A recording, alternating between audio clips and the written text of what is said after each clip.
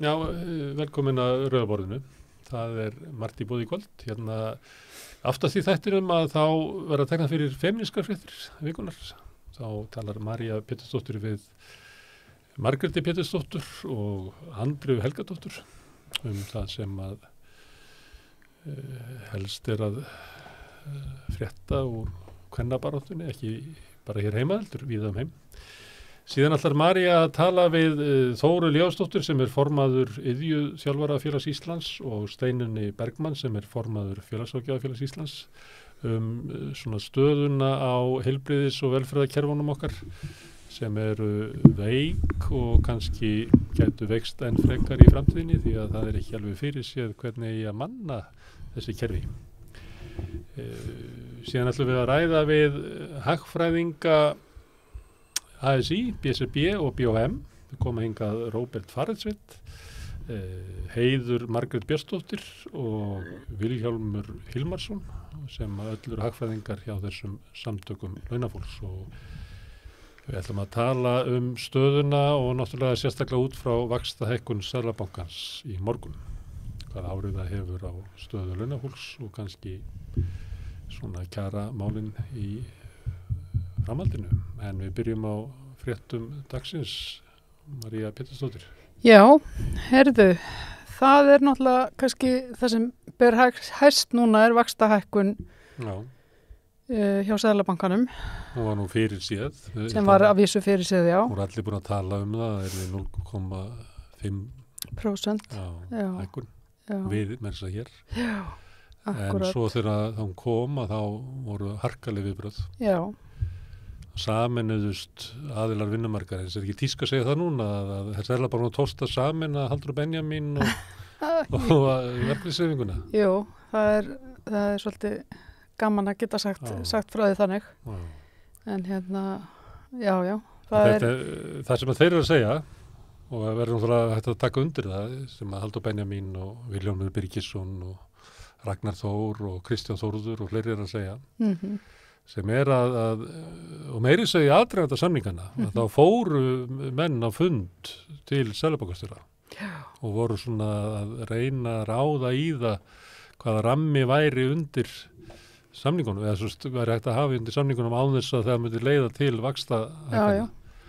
Og þegar að samningarnir voru gerðir að þá kom Ásgeir Jónsson fram opinberlega og var mjög ánægður með samningana. Já. Núna heldur hann fund í morgun þar sem hann segir að ástæðan fyrir vaxtahækkuninni óhóflegar hækkanir í þessu samningum. Já, einmitt. Hvernig á að skilja þetta? Já, þetta náttúrulega bara og enda gefa þér hver og fætur öðrum hann á mjög lítið fyrir þessar skýringar, verkalýsforingjarnir og Halldór Benjamín líka í rauninni. Já, það er ekki að marka þetta. Það er ekki að marka þetta.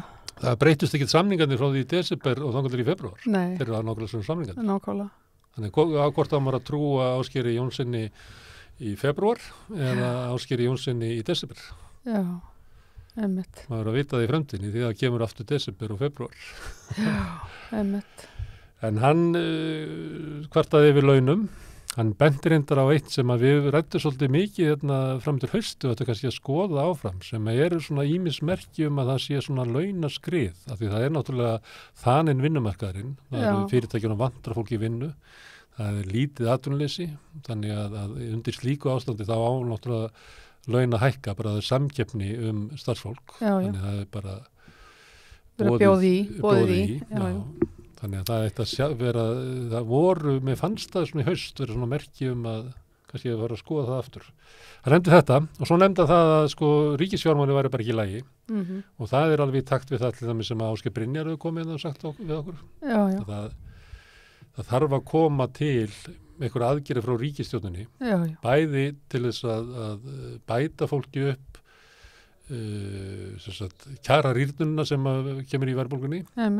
Eins og gert víða í Evrópu, þar sem verið að bæta fólki upp orkuverð og fleira. Hér þarf einhver aðgerð til þess að bæta fólki upp háan húsnæðiskostnað. Já, þetta húsaleguna og allt það. Já, sem sprengt upp. Og síðan talar hann að aukin ríkisútgjöld. Já. Það verður of mikil. Aukin ríkisútgjöld væri ekki vandamál ef við myndum afla tekna mótið í. Og það vandamál með þessa ríkisstjórn. Að hún eigur ríkisútgjöld. Já, hún eigur ekki tekjurnar. það eigur ekki tekið. Hún er að svara í látlausu svona baráttu við almenning til þess heilbrigðiskerfið. Jú, við verðum að gefa eftir og láta milljarð þar og 2 milljarð og eitthvað svona, því að það er bara ekki friður í samfélaginu það. En til þess að fjármagna heilbrigðiskerfið þá verður afla tekna. Og það er gert með því að leggja á auðlegðverðarskatt, auðlindaskatt, eignaskatt, hækka fjármagnstekjuskatt, en bara Sjálfstæðisflokkurinn getur það ekki. Nei, einmitt. Þess vegna er ekki lagfært það sem að þarf að laga með neinum myndarskap. Nei. Og það þegar að vera lagað, þá veldur það þenslur þess að vera að búa til peninga þess að taka peningur umferð á móti. Já. En svo er rosa skrítið líka eins og Bjarni Benediktsson hefur talað mjög fjálglega það bara núna undarfarið að Seðlabankastjóri gæti nú bara alveg hækkað vextina meira og eitthvað svona. Hann ætla að láta hann breyna þetta. Já, en svo núna er hann samt, segir hann á Facebook síðu sinni nú undir kvöld að það sé nú ómikil einföldun að skella skuldinu á kröfugerð launþega og ríkisstjórnina og eitthvað svona, hann núna er hann eitthvað svona þusa. Sko, það er bara góð spurning, sko. Þannig að þetta er bara eitthvað svona þus. Annað sem hefur verið gagnrýnt er að þetta gjaldskrárhækkanir sem að koma núna inn, það er náttúrulega að koma inn í janúar, það koma ekki inn næst, sko. Já. Þannig að kannski látið aðeins svo mikið með það. En hins vegar, ef að ríkisstjórnin ætlaði að milda áhrif verðbólgunar á almenning, að þá ætti það ekki að vera að hækka þessi krónutölugjöld sem hækka áfengi og tóbak og bensín og svona eitthvað tóttri og taka inn tekjuna með öðrum hætti, en þá lendum við aftur í því sama. Bjarni Ben er ómögulegt að taka peninga af þeim sem eru aflögufær. Já, hún er mögulega og gjörsamlega ómögulegt að gera það. Og veltir því bara yfir á almenning sem að hækkar þá verðlagið og skapar verri stöðu. Og það var hann í fréttunum í kvöld, var Kristján Þórður, forseti Alþýðusambandsins, Snæbjarnarson, að segja það að forsetur kjarasamninga verið brostnir. Já, og það er varla þotna blekið á þeim. Nei, og þeir segja að við verðum bara að skoða hvað við getum gert, þeir eru náttúrulega lokar inn í samningum. En þeir voru þannig með einhverja svona, það kom í vaffersamningunum og við viðnaðamenn, eitthvað svona eitthvað aðhald með verðlagi. Ég veit ekki hvort það voru eitthvað svona ákvæðum að vera þetta að segja þeim upp, sko. Ég held ekki. Nei, það er spurning hvað, en verkalýðshreyfingin getur náttúrulega beitt sér. Verkalýðshreyfingin í Frakklandi bara út á götu og mótmæla. Akkurat. Það getur gert eitthvað. En varðandi krónu áfengisgjaldið og bensíngjaldið, þá var Katrín Jakobsdóttir eitthvað svarað fyrir þetta. Og var að segja að þetta hefði verið raunverulega lækkun, ég náði ekki alveg hjá henni. Hvernig hún er að snúa köldu í heitt og heitu í kalt og... Já, svolítið, sko. Hún var að segja að þetta hefði verið svo lítil lækkun, að þetta hefði verið rétt náða verðgildi sinni, ég held að miskilja þetta, sko.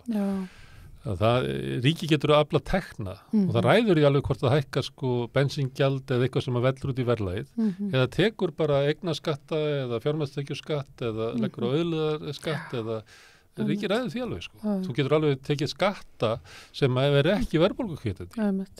Bara þvert á móti, það er verið að gera út alla Evrópu, það er verið að leggja á svona hvalrekaskatt á orkufyrirtæki. Til þess að geta flutt peningana til fólksins sem að líður fyrir verðbólguna. Þetta er bara... Já, einmitt.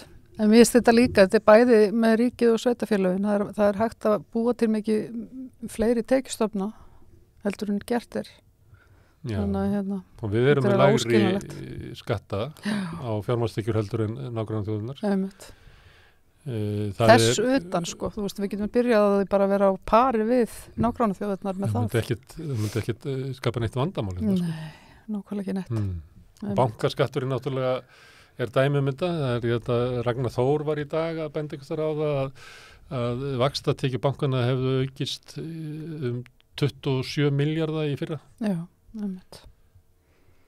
Og það má bara leggja á bankaskatt því að bankarnir sko við þessar hækkanir á vöxtunum að þá græða þeir aukalega og það er bara þekkt eins og er gert út alla Evrópu núna með orkufyrirtækin eins og var gert á Íslandi í stríðinu að það er lagður á svona skattur þegar það verður óheyrilegur hagnaður hjá fáum aðilum skamman tíma þá er hægt að skattleggja það. Það hefði átt að gera það til dæmis eftir hrunið við sjávarútveginn, þegar krónan féll, þá eiginlega bara tvöföldust tekjur sjávarútvegsins og mörg fyrirtæki þar voru í bullandi mínus og urðu síðan bara sterk efnuð á 3 korturum út af þessu hvað afurðirnar komu inn fyrir margar krónur. Já. Það hefði verið hægt að setja. Það verður nú forvindilegt núna bara í kjölfarið á þessar skýrslu sjókvíeldið hvort að verði þetta að leggja einhver meiri gjöld á þann iðnað. Svandís var í Kastljósi í dag að segja eitthvað þó að þetta hefði klúðrast svona út og ókeypis. Í upphafi. Og ekki þar með sagt að við getum náð gjöldunum en það er náttúrulega auðvitað hefði verið auðveldra bara að ná þessu strax í upphafi. Auðvitað. Já, það hefur líka stjórnað uppbyggingunni á þessari grein. Já, algjörlega. Þannig það hefði ekki verið svona, hvað heitir þetta, svona vilda vestur. Vilda vestur, nefnitt. Það lág í slagsmálum? Það lág í slagsmálum hjá Eflingu. Segir það nú ekki, eða það? Já, ég segi svona. Það var, allavega voru nokkrir lögreglubílar mættir á staðinn. Já, þau hjálpuðu nú verkfallsfólkinu. Já, endanum, já. Opnuðu hurðina. Jú, að Íslandshótel ætluðu að meina verkfallsvörðum að fylgjast með. Vildu bara hleypa inn 2 til að skoða þetta. Er þetta ekki stærsta hótel á Íslandi bara? Jú, ég held að. Þetta er Fosshótel við Bríðartún, turnin. Akkurat. Þau vildu fara með 7 inn. Nei, við vildu fara með 5, eða ekki? 5, eða ekki 7, það er 5. Þau vildu bara fá 5 manns inn og fengu það endanum, já. Það var svona, ég hef ekki alveg fengið að staðfesta, það voru, mann töldu sér sjá þarna starfsfólk frá svona reyngjörningafyrirtæki. Já, það var allavega... Ég hef engan hitt sem að sá það sjálfur. Nei, en það var allavega að talað að þarna væri verið að fremja verkfallsbrot í massavís. Með því að fá verktaka til þess að ganga í störf þegar sem lögin er vinna. Og fyrirtæki sem átti að hafa komið þarna eru Dagar, sem náttúrulega langstæðsta svona hreingirningafyrirtæki á Íslandi. Ég held þessi 700 mann sem að vinna þar eru leigð út til þess að þrífa. Já. Og það sem að veldur svona spenningi og titringi er að þetta er fyrirtæki sem er í eigu Einars Sveinssonar, föðurbróðir Bjarnar Benediktssonar og Benedikt Sveinssonar föður Bjarnar. Já, pappans, já. Þeir eiga sikkert fyrirtæki og saman eiga þeir rúmlega helming í sagt, dögum sem áður hétt IS. Já, þetta er IS reyngjörningafyrirtæki fyrir mig. Og það voru svona einhver kviss það að þetta hefðu verið Dagar hefðu verið þarna inn á hótelinu að þrífa. Já, einmitt. Sem að vakti ákveðna úlfúð. Það var líka frið og spekt. Það er ríkissáttasemjari ætlar ekki að siga lögregluna á Eflingu? Nei, hvað sagði hann ætlaði að reyna að leggja þessa baráttu í jörð? Sagði hann það? Leggja í jörð? Já, ætlaði að reyna að leggja þetta í jörð eða eitthvað svoleiðis. Óli Björn Kárason tala svona, Halldór Benjamin líka, að leggja í jörð, ég veit ekki hvað það er. Þetta er eitthvað tíska. Já. Tilum til að leiða deilur við Eflingu í jörð. Í jörð. Já. Heyrðu, en það er málið þegar gera samkommulega það að flýta að skila inn gögnum inn í landsrétt til þess að taka áfrýjunina fyrir eða kæruna. Já. Og bíða síðan með það þangað til að niðurstaða komið þar áður en hann reynir að ná félagatalinu. Já. Og ef að landsréttur dæmir að þetta hafi verið lögleg tillaga, miðlunatillaga, að þá verður kosið. Já. Við talaðum við Ögmund Jónasson í gær, ég veit ekki hvort þú hlustað á það. Já. Á því að það bara gæti ekki verið að dómstólinn kæmist að þess að verið löglegt. Nei, einmitt. Ég spurði líka Sólveig Önnu sem verður í gær, hvað myndu gera ef að þetta væri í staðan og þá segir hún, þá er ekkit annað eftir heldur en að reyna að virkja félagsmenn í Eflingu til þess að ná kosningaþáttökunni upp til þess að geta fellt þetta. Akkurat. Og þá er það bara staðreyndin að það sé búið að hækka svo þröskuldin á því að heyja verkfall á Íslandi að þú verður eiginlega að bara hafa allt félagið undir. Já. Það var áhugavert í það sem að Ögmundur var að segja Sko ég nefnilega náði ekki að hlusta á einhver ámynd í gær en hérna ég er búin að heyra af því viðtali og það er búin að sagt, posta lekka á það á Facebook alveg ítrekað. Mér skilst að það hefði verið mjög merkilegt viðtal. Já, Firebrand sko, það eru stundum sem eru með svona viðtal og þá bara þegja maður og bara viðmælandinn talar. Einmitt. Hann var svoleiðis, hann var gnýsti af honum. Já. En það sem hann var að segja, því að þetta var 96 þegar var að vera að kynna þetta að þetta var lýðræðisvæðing að láta félagana kjósa og það væri þá orðandi ekki trúnaðaráðið eða félagarnir eða félagsfundur sem gæti ákveðið verku allan að slikt. Og hann var svona með efasemtur að sko hvað væri lýðræðislegra sko.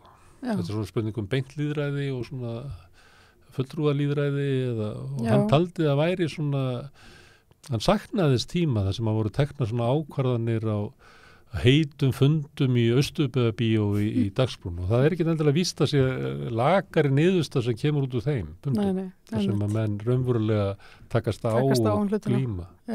Þannig að hann sagði líka eftir þetta þá er ekki þessi fundir. Þess að þeir voru raunverulega þeir voru sviftir valdi sínu, félagsfundir venjulegir, því að það nú eru bara allra atkvæðagreiðslur hvort þú vilt fara í verkfall eða hvort þú vilt samþykkja miðlunartillögu eða hvað sem það er allt í post og núna með, hvað heitir þetta svona með persónu íslikli með rafrænum skilríkjum með íslikli eða einhverju einmitt já, það eru breytti tímar. Herðu þetta meira? Herðu, já, prófessorar hafa áhugjur af vanfjármögnun í Háskóla Íslands. Ég held að þetta sé liður í mjög áhugaverðu máli. Já. Hún Áslaug Arna sem er núna ráðherra háskólamála. Hún bjóð til sjóð upp á 2 milljarða sem að deilt út og held ég hafi verið að deila út einhvern veginn bara fyrir tiltölulega skömmu síðan sem eiga að vera samstarfsverkefni þar sem háskólarnir eru að vinna saman. Já, háskólinn í Reykjavík og háskólinn Akureyri. Já, þess að auka samstarf háskólana því að nú var alltaf svona hugmyndur að samina sem mest. En þetta er nýja lausnin að þá að vera með hvata til þess að þeir vinni saman með því að deila út úr þessum sjóð sem er upp á 2 milljarða. Mjög rausnarlegu og Áslaug Arna. Gallinni sá að hún tók þetta af fjárveitingum háskólana. Þannig að nú eru þeir allir með hólu í sér upp á 2 milljarða samanlagt sem að þeir eru bara að reyna að leysa til þess að halda bara út í venjulegri starfsemi. Og svo þessna eru þeir búnir að vera kannski að líka hækka eða gæla við það að hækka skólagjöldin og allt þetta sem eigi ekki að vera neinn sko eins og í Háskóla Íslands. Já, ég held þessi í vandræðum sko. Þeir eru náttúrulega bara einhver bullandi vandræðum ef að munar En hins vegar fær ráðherra að mynda sig þar sem hún útdeilir þessu. Já, eins og gjöf. Eins og gera þeir að taka skúfu peningana og allt þetta. Eins og persónleg gjöf. Þetta er náttúrulega peningar sem hún teknir af venjulegum rekstri sko. Já, þetta er náttúrulega bara fáránlegt. Herðu, Píratar eru hættir málþóinu. Já. Þeir fengu ekki stuðning annarra flokka, Samfylkingin vill ekki hjálpa þeim. Nei. Ég held að Kristrún hafi bannað þeim Helgu Völu og Loga að taka þátt. Já, það er spurning. Já. Og en svo er þetta líka. En svo skora þeir bara enda bara á þeir skora á stjórnina brjóti ekki stjórnarskrána. Það er reyna að höfða til betri vitundar. Samvisku, VG og Framsóknar. Já. En ég held að sé þannig að ef þú ætlar að vera með málþóf, þá getur þú gert það svona réttur í jól. Já, getur ekki gert það núna. Getur ekki gert það upp af þings. Nei, það er rosalega erfitt. Þú þarft að tala í 3 mánuði. Ég veit, það er alveg rosalega seglu sko. Þannig að kannski var þetta... Þessna líka þegar þú einhvern tíðan spurður mig hennum daginn, alveg bara heldur að það takist að og ég sagði bara nei, ég bóti þetta ekki. Nei. En hins vegar ættum við kannski að fjalla eitthvað aðeins þetta mál þetta komið út úr þessum átt okkur á því hvað muni gerast ef að lögin eru samþykkt og hvort að þau séu verði samþykkt hvort að til dæmis þegar að Sjálfstæðisflokkurinn gerir svona samkomulag að þá er það notaður alltaf svona þegar þetta kemur inn í þingið að breyta því aðeins þannig hafa drepið mörg mál þó svo að þessi svona samkomulag milli stjórnarflokkana að gera það að þegar þetta komin í þingið og inn í þingflokkin og þá allir bara hættar þið við. Já, og svona milda aðeins, einhvern veginn láta hérna halda að þeir sé eitthvað svona fá að vera með eitthvað. Það stundum vera þannig. Já. Ég meina þeir eru bara svikið mál þegar komin í þing, þóttu það hafi gert samkomulag, þannig að til dæmis ekki leigubremsa, það var búið að samþykkja það. Já. Það var reyndar ekki komin í þing, þetta er ábúið áður. Þannig að kannski fyrir vafki í það að þó svo að sé eitthvað samkomulag í ríkisstjórn að afgreiða mál með þessum hætti. Það bara hættaði við það. Kannski hættaði við það. Gallinn er þá að þá geti kannski komið flokku fólksins og miðflokkurinn og hleypti í gegn. Já.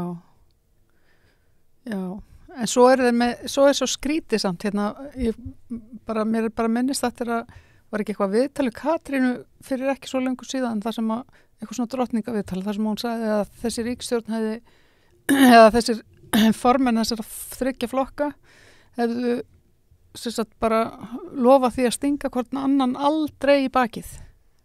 Það væri bara hreina línur. Það bara stingur ykkur annar. Já, en þú veist, það er svolítið samt það sem þau hafa gert, sko, þanga til að maður fari að sjá eitthvað núna með varandi dómsmálaráðara, eins og með flugvélina og eins og með útlendingafrumvarpi, rafbyssurnar, allt þetta, að þá allt í einu er maður að heyra í þingmönnum VFG rísa á afturlappirnar og segja, býtu, þetta var aldrei rætt. Þeir eru búin að kyngja rafbyssurnar. Já, en það er samt, sko, það hafa verið smá svona, þau bara kynntu ekki í flugvélinni vegna þess að það var ekki raunverulega kynnt í ríkisstjórn, það var ekki samsýnt, hann bara sagði það. Já, ég veit það, en þú veist, þetta eru svona fyrstu málin, finnst mér, sem að koma upp þar sem að það heyrist pínulítið eitthvað. Það er svona samkomulega að við stingum ekki hvort annað í bakið. Svo segir Katrín við einhver þingmann í sínum flokki. Ég get ekki stungið þau í bakið, en þú verður að gera það. Og svo kem ég til Bjarna og segi, ég næði þess ekki genið minn þingflokk. En þetta er náttúrulega bara ekki verið að stinga þarna í bakið, það er bara svona verið að klóra pínulítið, þannig að þetta er ekki meira en það. Mér finnst að við höfum að fylgjast með því hvort að VFG ætla að hleypa sér gegn. Já. Því að þetta held ég að fari mál sem fyrir mjög illa í grassrútina. Ertu með meira? Nei, ég er ekki með meira. Þá heldur við vel áfram fréttum dagsins, því að hérna ætlum við að fara að ræða verðbólgu og vexti og kjaramál við hagfræðinga ASÍ, BSRB og BHM eftir augnablik.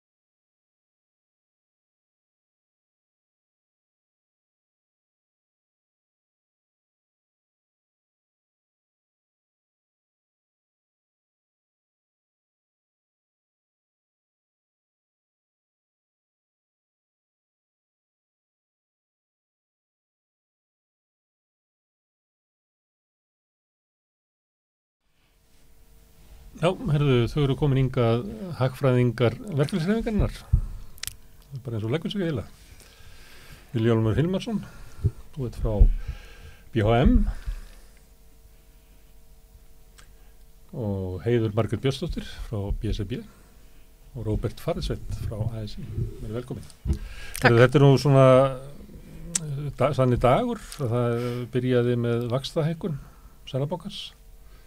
Hvað við höfum sagt að hér að það við aldrei búist við að það yrði 0,5% hækkun. Kom þetta óvart eða?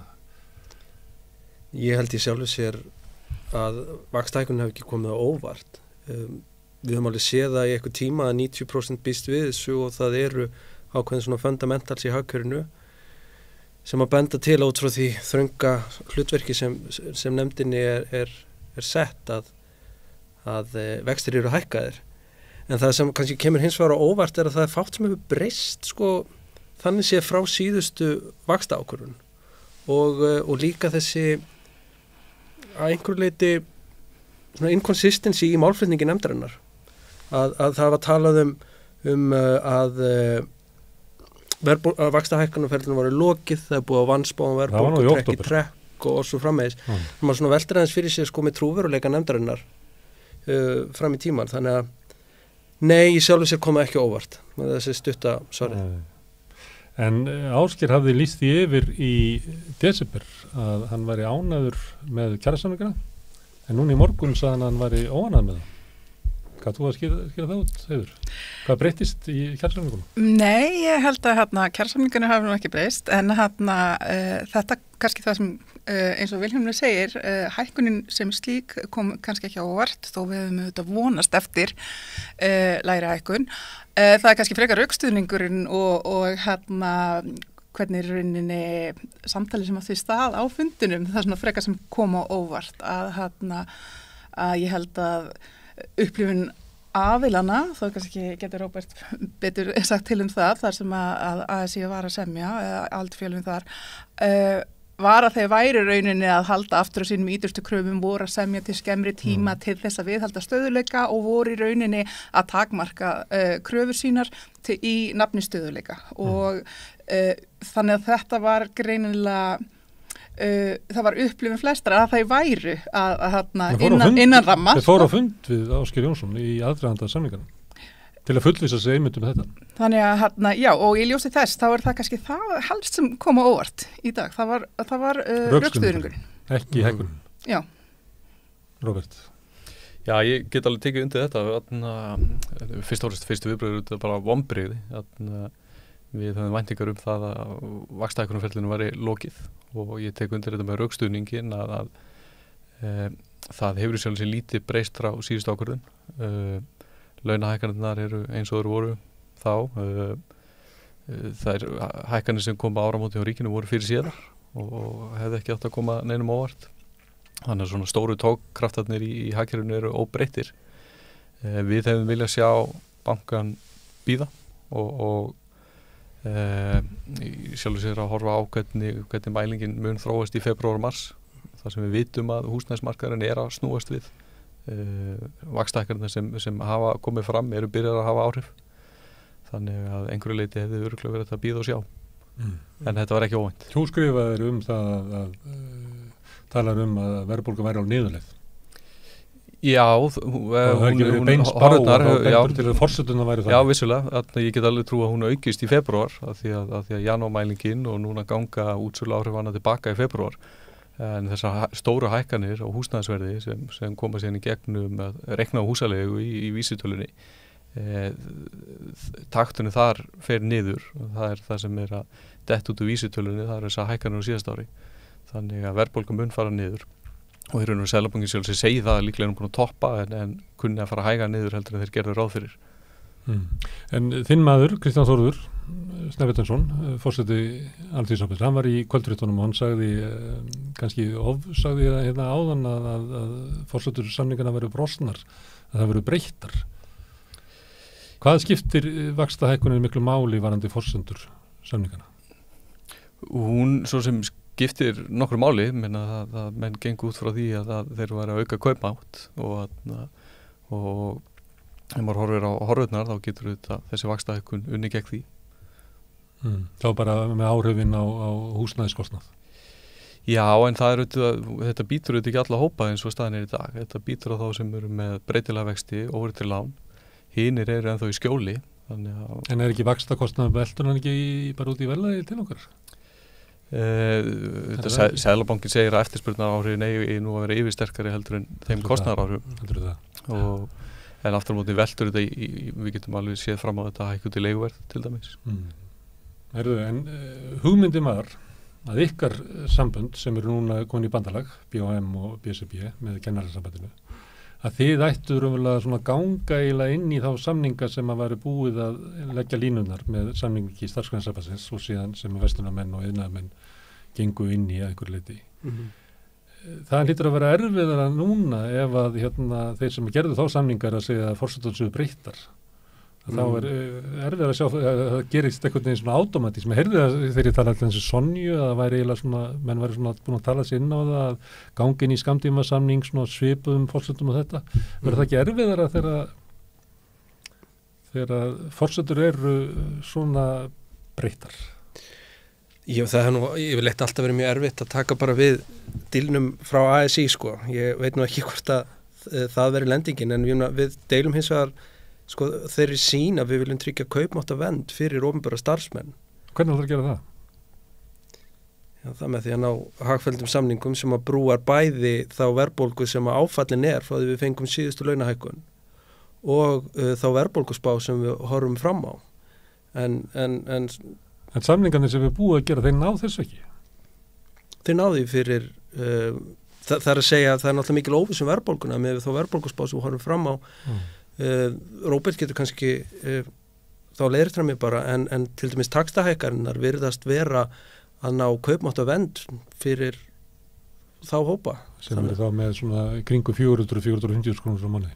Já, og svo eru aðrir sem eru kannski á markaðslaunagrundvelli sem að maður svo deilum hvort að náist kaupmáttavernd fyrir en hvort það kom eitthvað annað til þess að bæta upp stöðu þeirra hópa.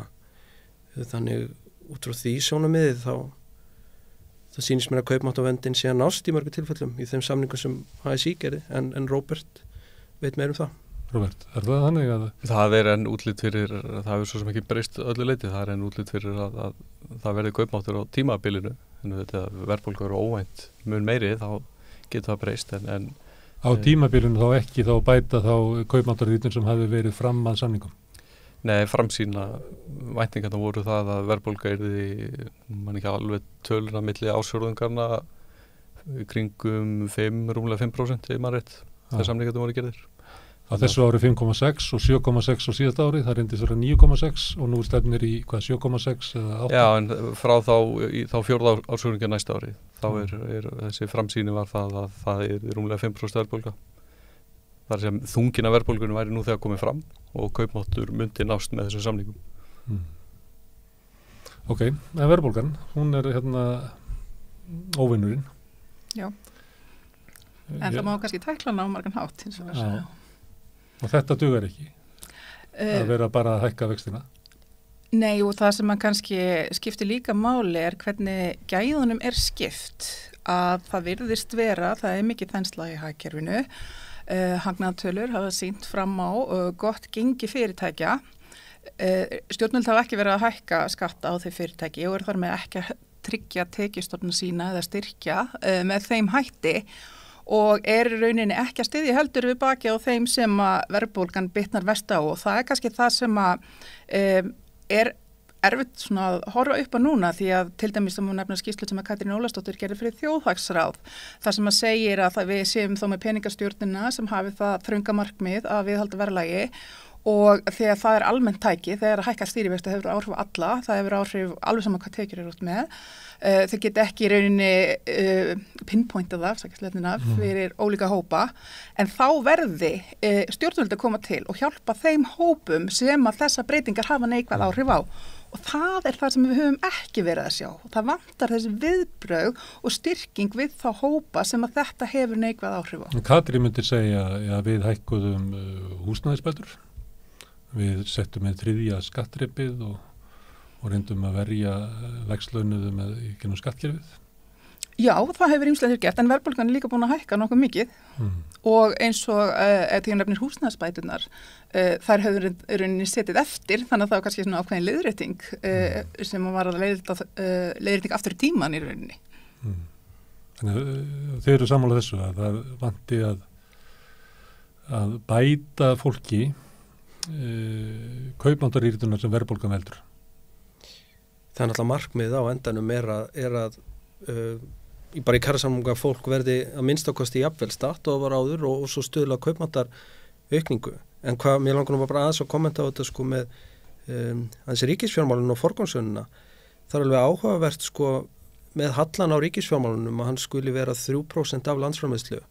Það árið 2023 og það var ánægilegt hjá Ásgeiri að hann skildi kenna einhverjum öðrum en launafólki þessa verðbólgu því það er alveg satt að þessu verðbólguumhverfi þegar ríkissjóður er rekið með svona miklum halla þá hefur það áhrif og þetta kann kannski að hljóma furðulega að því að við höfum vissulega verið að kalla eftir að heilbrigðiskerfið sé styrkt og annað en BHM hefur til dæmis verið að tala um það að tekjustofnir séu líka styrktir verulega á móti þannig að þessi nettó útgjaldahalli sé ekki svona gríðarlegur. Þannig að þið vilja ekki laga hallan með því að skera niður heldur með því auka tekjur.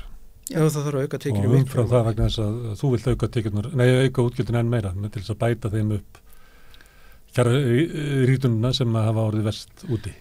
Já, það er fólk sem að næri ekki endum saman og viljum ekki búa í velferðarsamfélagi þar sem allir eiga kosta því að ná endum saman og viljum tryggja hag þeirra og auðvitað hefur það þetta er ekki einungis, mest áhrif auðvitað tekjulægstu hópana eins og einnig upp í millistýttarhópana þannig að millitekjuhópana þannig að auðvitað eins og það voru að gera breytingar á barnabótakerfinu en það er samt svo mjög ströng skerðingarmörk þar þannig að eins og það hefur lítilsmikinn áhrif á millitekjuhópana.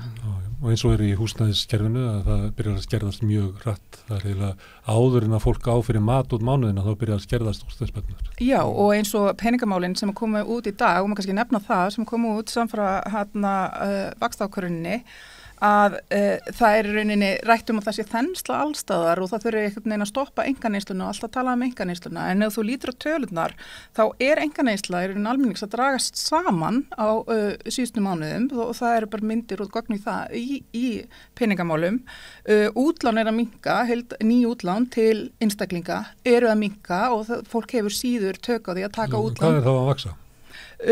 Innlán almennings er ekki að vaksa og sparnar almennings er að minnka og þau koma inn á að það sé út af því að það sé þrengri staða. Hins vegar eru útlán til atvinnustarfsemi að aukast. Þannig að það eru tölur í peningamálum sem sýna beint fram á þrengri stöðu almennings. Þannig að eins og það var rætt eftir fundin að það væri þensla allstaðar. Það er verulega að draga úr þenslunni, það kemur að almenningi. En ef ég má halda áfram að endurróma ráðherrana, að þá einhvern veginn í þinginu fyrir jól, að þá að vera að ræða einmitt aðgerðir til þess að bæta fólki upp skaðan af verðbólgunni. Og þá kom fjármálaráður upp í pontu og sagði að það veri fráleitt að það geti verið góð hagstjórn. Að þegar að Seðlabankinn er að þrengja að fólki með vaxtahækkunum, að ríkisstjórnin kæmi þá og bætti það upp. Því þá myndi þá eyða bitin úr vaxtahækkunum. Hvað séu þessa hagspeki, Róbert? Sko, ég held að við öll séum ósammála þessu. Þetta er svolítið bókstaflegt en hugmyndin er þetta eins og nefntar hérna áðan. Seðlabankinn hækkar vextina en þeir eru ekkert að spá í hvernig þeir dreifast eða leggjast á heimilin og þar ríkið að stíga inn í og það er eðlilegt að þau gerir það með því að styrkja tilfærslukerfin til dæmis, tryggja það að vaxtabyrðinni sé ekki ójafnt dreift sem til dæmis vaxtabótakerfi í dag er ekki að mæta. Það er mjög veikt kerfi í dag en á móti þá það líka eins og viljum benda á að það þarf að fjármagna þetta og ég held að allan við þetta fjárlega frumvarp og opinber fjármál undanfarin ár hefur öll heildarsamtökin kallað eftir því að skattkerfi sé notað byrðunum sé dreift jafnar og þessi tilfærslukerfi séu eld það var tekin skref í þá átt núna með aðgerðum stjórnvalda en það var að einhverju leyti leiðrétting eins og Heiður nefndi þannig að það þarf að ganga lengra þar. Má þó ef ég held áfram með þetta sem að Bjarni var að segja, má segja það sé þvert á móti þannig að til þess að sé hægt að beita hækkun vaxta án þess að þeir bara valdi stórkostlunum skaða, þá verði ríkið að koma á móti og bæta þeim upp stöðuna sem að verða harðast fyrir barðinu. Það þarf klálega að gera það. Þannig að það sé eiginlega hálfgert glabræði að hækka vextina án þess að til dæmis að finna einhverja leið til þess að bæta þeim upp stöðuna sem eru með breytilega vextir. Við tökum svona þá sem að verða verst úti. Sko, markmið vaxtahækkunar er ekki að gera fólk heimilislaust eða og svo En ef það er ekki að móta að gera frá ríkinu, þá er það niðurstaðan, sko. Já, það þarf, eins og við held ég höfum öll bent á að það þarf auðvitað að styrkja þessi tæki. Dæmi eins og vaxtabótakerfi núna þegar óverðtryggðu breytilegu lánin er að hækka 20.000 meðalán örgulega 20 skall nú á mánuði eingöngu við þessa vaxtahækkun í dag. Þá er þetta gríðarlegur forsendur brestu fyrir þá aðila sem stígu inn nýjar á markaði á undanförnum árum og þá er svo sem bara 2 vegi færir að fara í verðtryggð lán og þá tapa eigifénu ansið hratt. Heppilegra væri eða tilfærslukerfin gætu stutt við einstaklingana. Já. Og mæta það með svona einhverjum hætti. Hérna, nú er kreppa út um allan heim, nú þetta heitir hvað myndi þetta heita? Kaupmáttarkrísa? Hvað kallir þetta? Cost of living crisis. Já, cost of living crisis, ég var að reyna að finna eitthvað íslenskt orð. Nú er það út um allan heim og stjórnvöldur alls þar að bregðast við þessu. Er það öðruvísi íslensk stjórnvöld, hvernig þau bregðast við þessu heldur en annars þar? Er þetta að finna líkindi með því að við gerum þetta svipað á Bretarnir en ólíkt Dönunum eða Svíunum? Já, ég held að það sé mjög misjant eftir hvað land það er. Þetta, hvað varðar mikið Evrópulöndu þá hefur þetta hafa áhrifin verið mjög þunga á orkuverð, gasverð og raforku og kyndingu. Þannig að mikið aðgerðum hafa verið stórar en fyrst og fremst þar. Til að greiða niður orkuverð? Já. Íslenska kreppan, cost of living crisis hér er pínu ólík. Hún kemur þá í gegnum vaxtakostnað einhverju leyti. Og húsaleigu. Húsaleigu og síðan maturverð og hráurverð og eldsneyti og fleira. Þannig við erum ekki með að þunga í orkuverðinu. Þannig aðgerðirnar hér væru vaxtabætur? Vissulega vaxtabætur. Það kerfi er eins og ég nefndi áðan, hefur ekki haldið við eignaverð. Það var gerð breyting núna með að hækka eignaskerningamörkinu 50% og það fjölgaði þeim sem fá vaxtabætur. Vissulega, en skerðingin er það hröð að þú ferð út úr kerfinu mjög hratt við litla breytingu á EIFI. Þannig að kerfið er í dag, ef ég man rétt eins og það var 2018 cirka og mjög hraða skerðingar í því. Þannig að það væri ráð að bæta það kerfið ennþá. Það kemur fram í rannsóknum hverjir eiga erfiðleikum með að ná endum saman að þá eru það hópar sem það eru einstæði foreldrar. Það eru náttúrulega öryrkjar og það eru leigjendur. Þannig að þeir eru kallað eftir aðgerðu sem að miða að sérstaklega þessum hópum. Já, algjörlega, klárlega og það sem er kannski vantar í þessu eins og eru nýleg, tímanleg gögn til þess að sjá stöðuna ef við tölum lífskjararannsókn Hagstofunnar sem að sýnir stöðuna þá erum við ekki með tölur nema síðan árið 2021 þannig að það kemur í massa á þessu ári fyrir 2022 þannig að það væri gagn í því að eiga aðgengilegri tölur fyrir stöðu einstakra hópa og nýlegri tölur, svo sé hægt að styðja við á þegar að vandinn í rauninni kemur fram en staðan fyrir að láta hann versna og þurfa þá bregðast við eftir á þegar að skeiðan er skeið. Þannig við höfum ekki mælitækin í mælaborðinu?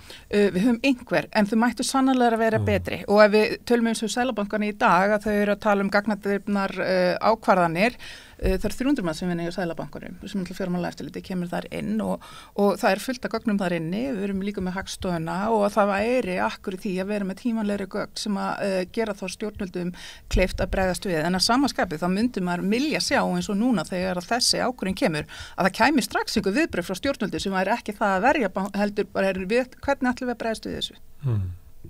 Getur það verið svona pólitískt, ég veit ekki hvað það sé að draga hagfræðingana í svona pólitík, getur það verið svona bara pólitísk afstæða að vilja bara grípa til almenna aðgerða, allar sértakra aðgerðir séu slæmar, stundum heyrið maður í umræðinni sko, stjórnvöldur eru mjög gjörn á að tala meðaltöl og annað slíkt. Já, en ef þú ert ekki með sértakar aðgerði þá ert ekki að ná til hópana sem þurfa mest á því að halda og það er náttúrulega dýrar að vera með almennar aðgerðir oft á tíðum því að þá ertu að í rauninni að styrkja eða styðja við fólk sem þarf síður á því að halda. Erðu verðbólgan, verðbólgan á Íslandi er alveg upp eins og þó svo að Róbert hafið tilfinningu fyrir að hún vinur svona upp úr páskum fara að gefa eftir. En verðbólgan í Evrópu á leiðinni niður. Hvað kunnið þið að skýra það fyrir mér? Kannski bara aðeins, það sem er kannski líka öðruvísi hérna á Íslandi heldur en í Evrópu við erum að sjá hagvöxt og kannski þenslu í hagkerfinu á allt öðru stigi heldur en annar staðar. Þannig að einhverju leyti er verðbólgan líka sko eftirspurnandrifin hérna á Íslandi og kaupmáttur er mikill. En svo eins og við vorum að þá ekki erfiðara að spá fyrir það hvernig hún þróast út árið af svona verðbólga sem þú ert að lýsa? Hún getur bara haldið áfram að vella ef að túristarnir koma og verður eftirspurnandi vinnuafli og þá bara verðbólga. Nei, ég meina það eru þættir sem við vitum og sjáum bara í hagtölum að munu fara niður og við núna. Það er húsnæðisverðið. Húsnæðisverð á móti launum bara það hátt að það ekki sjálfbært til lengri tíma. Það mikill húsnæðisskortur.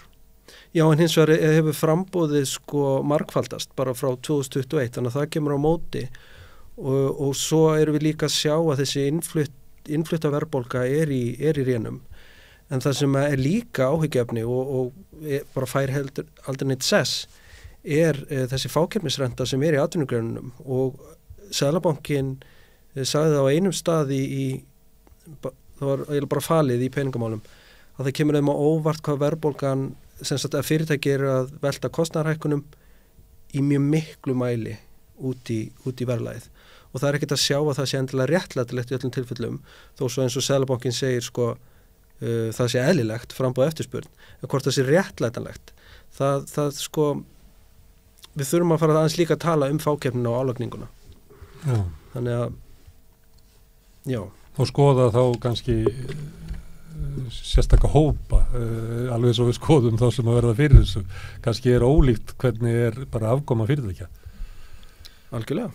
Já, og eins og þið BHM hefur gert í ítalega greiningu og fleiri á hagnaði og afkomu fyrirtækja þá svona stakk að því við vorum að tala sko að vaxtahækkunin hefði ekki endilega komið á óvart en það var svona frekar rökstuðningurinn og það var svona eitt sem stakkist úr svolítið svona í spurningunum eftir kynningarnar á fundinum að þá fara þau að tala það að launahækkanir muni í mikilli verðbólgu alltaf leiða út í verðlag, muni alltaf valda hækkun verðlags. Að það sé bara í rauninni gefið og í kjarasamningsumhverfi þar sem að verðbólgu væntingar eru háar og allt og flegi ferð eins og tók til orða, þá mjög auðvelt að láta launahækkanirnar fara beint út í verðlag og þá kom einmitt að og þá geri allt tal verkalýðsfélaga hagnað hjá fyrirtækjum það sé rauninni tilgangslöst því það hafi enga þýðingu eins og hann sagði af því að það hafi enga þýðingu þó að við séum að tala hagnaðinn og það eigi ef til vill að dreifa gæðunum öðrum hætti af því að það sé nokkurs konar náttúrulegum mál að hækkanirnar fari sjálfkrafa út í verðlag og þarna við erum með stofnanir, við erum með þetta samfélag sem við viljum, við erum með samkeppniseftirlitið. Samkeppniseftirlitið var nú að benda á þetta í rétt fyrir jólin í svona ádreipu eiginlega, ég veit ekki hvað þetta kallast, þetta bréf sem er skrifuð. Það sem er bentu á að sko álægningin í verslun hafði aukist bara töluvert, bara jaft og töluvert þétt. Og hvað gerist svo? Ekki neitt. Nei. Viljum að þú kostu varst að tala þetta og varst að tala að verkalýðshreyfingin þitt einhvern veginn að binda höndum saman einhvern veginn við að sporna gegn verðhækkunum, tilhæfulausum verðhækkunum, getur við kallað þetta eða eitthvað? Hagnaðardrifinni verðbólgu? Já, sko, til skamstíma, það er áhugavert þetta viðhorf, sérstaklega kannski frá atvinnulífinu og við höfum verið að sjá frá Seðlabankanum, að sko verkalýðshreyfingin sé einhverju leiti að afneita því samhengi að launahækkanir muni leiða til verðhækkana. Auðvitað þegar launahækkanir koma þá einhverju leiti verð hækkað en það að réttlæta það með þessum hætti að segja að það skilyrðislaust leiði til verðhækkana sem eitthvað náttúrulegumál er verulega einföldun og það sem að þarf að gera er að styrkja verulega samkeppnisinnviðina og líka eitthvað sem að verkalýðshreyfingin er að gera og kannski þetta styrkja bara til muna er verðlagseftirlitið og kannski vinna bara eins í verðvitund neytenda. Það þarf miklu meira aðhald, það þarf meira upplýsingagjöf skaðlega áhrif fákeppni og svo framvegis. En það verðbólga og til þess að ná henni niður að þá mun eitthvað þurfa að bera kostnaðina því. Eins og staðan núna að launafólk gengst inn á hófstiltar launahækkanir og svo heldur verðbólguna áfram og vextinir hækka. Framfyrir sem horfir eins og sagt hver mun bera kostnaðina því að ná þessari verðbólgu niður? Er það bara launafólk og almenningur? Það á svo sannarlega ekki vera þannig. Sko, varðandi launahækkanirnar og það sem kemur í rökstuðningnum þá þetta gagnrýti miðstjórn það fór mikil tími í það í samtali milli aðila vinnumarkaðarins núna í þessari lotu að greina hver væri staðan fyrirtækjana, hver væri samkeppnishæfni efnahagslífsins og svo framvegis. Og það heyrist auðvitað, það er ekki bara verkalýðshreyfingin sem kvartar, atvinnurekendur líka. Þessi samningar sem voru gerðir voru að mati aðilana, þeir samrýtust verðstöðuleika. Þannig að þessi rökstuðningu kemur mjög óvart. Afkoman í atvinnulífinu hefur verið gríðarlega góð og 7% hagvöxtur og það var mataðilega þessar hækkanir væru þarna innan marka. Það má ég þá spyrja hvað gerist þá? Ef þetta fer öðruvísi heldur en samningsaðilar sáu fyrir, hvað gerðist? Er það fyrirtækin eins og Vilhjálmur að segja að hækka meira heldur en að efni stóðu til? Einhverju leyti er þetta kannski senkuð áhrif verðbólgunnar, hráuruhækkanir, aðföng og annað sem er að rata inn með ákveðinu svona bara senkun inn í neysluverð. Það tekur tíma fyrir einhver milli aðföng að rata í verðbólgu. Það tekur líka tíma fyrir lækkun að rata í verðlag, það er nú sorglega oft. Já, og að því að þú nefndir Evrópu þá er þetta spáin þar svolítið að þetta gangi hratt tilbaka. Hráurðu fyrir upp en það fyrir aftur niður. Áhyggjefnið í fákeppnisumhverfi er að þetta gerir síður. Við sjáum hér bensínverðir ekki lækka í takt við þróunina á olíuverði sem dæmi. Áburðaverð hækkaði mikið. Þetta var rökstuðningu fyrir því að hækka búvörur sem að hækka mikið. Það lækkar núna. Hvað gerist? Þetta á við marga vörur, timburverð og annað. Munum við sjá þessar hækkanir ganga tilbaka og þá sjá verðbólguna hérna hratt eða verður þetta til þess að auka þá þessa fákeppnisálægningu. Og hvað geti hindrað hana? Já, ef við grípum þess boltan og við erum að tala um að það þá í rauninni er markaðslingurinn oft miður við fullkomna samkeppni. Við erum lítil, það er ekki fullkomin samkeppni og þá þurfum við einhvern veginn að það þarf þá einhver inngrip í svo að neytendur í rauninni njóti vafans líka og það þarf eins og Vilhjálmur kom inn á, það þarf styrkara verðlagseftirlit, það kom alveg heilar 10 milljónir með aðkemd stjórnvalda á almennamarkanum sem er svona hálft stöðugildi sérfræðings og ég veitur í rauninni ekki hver þessar 10 milljónir og til hvers þær eru ætlaðar sko og þannig það væri áhugavert að heyra það en þessi fjárhæð er náttúrulega, eða upphæð er náttúrulega bara svo lítil í heildarsamhenginu að hún mun ekki breyta miklu og þannig að það sem að í rauninni líka og svo ég tengi aðeins við það sem að gerist í dag með vaxtaákvörðunina er að öll ábyrðin og það sem ég held að við séum öll sammála með ábyrðin er færið yfir á launafólk. Það var ekki talað ábyrð fyrirtækja að ef það er sannarlega svigrúm til staðar að það þurfi ekki að velta því út í verðlag og hagnaðartölurnar benda til þess að það sé svigrúm og það sé svigrúm fyrir þá einhverja launahækkanir og það þurfi ekki að velta þeim beint út í verðlag. Það er svo lítið aðhald við þá hugmynd og til dæmis eins og við sjáum að Samtök atvinnulífsins gáfu út yfirlýsingu líka eftir vaxtaákvörðun í dag og gagnrýndu marga hluti en niðurlagi var núna þurfum við þá að fara eftir ráðleggingum Seðlabankans og kjarasamningum verður að vera stilt í hóf. Það var ekkert tekið að þessi hvað fyrirtækinu rauninni getur gert. Hvert er framlag atvinnulífsins í baráttunni við verðbólguna? Er launafólk eitt í henni? Eru við ekki í þessu saman og hvert er þá framlag þeirra? Því að það er ekki að sjá þá þegar við erum að tala hagnaðartölurnar, þá erum við náttúrulega að tala stærri fyrirtækin sem eru þá með opinbera ársreikninga og svo framvegis. Þannig að við þurfum að vera samábyrg í þessu og samábyrg og við erum saman í þessu ef við ætlum að vinna bug á verðbólgunni. En er það ekki þannig að við lifum í samfélagi þar sem að þeir sem reka fyrirtækin eiga rekaðu þannig að þau geti skilað eigandi sínum sem allra mest arði og það þýðir það ég á að hafa verðið eins hátt og mögulegt er þangað til að bara fyrir að draga úr veltunni á mér. Þannig að það er bara það er í samfélagssáttmálanum að fyrirtæki sem rekið þannig að þá reyna að græða eins mikið og mögulegt þannig virkar hagkerfið. Efnahagslegur og félagslegur óstöðuleiki samt líka skaðalegur fyrir atvinnulíf. Já, það ekki inn í þessu samfélagssáttmála að fyrirtækin eiga að taka til þess. Þau hafa bara eitt markmið sem að skila eigandi sínum sem allra mestum arði. Er það ekki? Viljum við þannig í samfélagi og þú ert að segja að þurfi virt verðlagseftirlit og eftirlit með fákeppnismarkaðum. Það eru allir markaðar á Íslandi fákeppnismarkaðir nema mögulega endursal á notuðum bílum.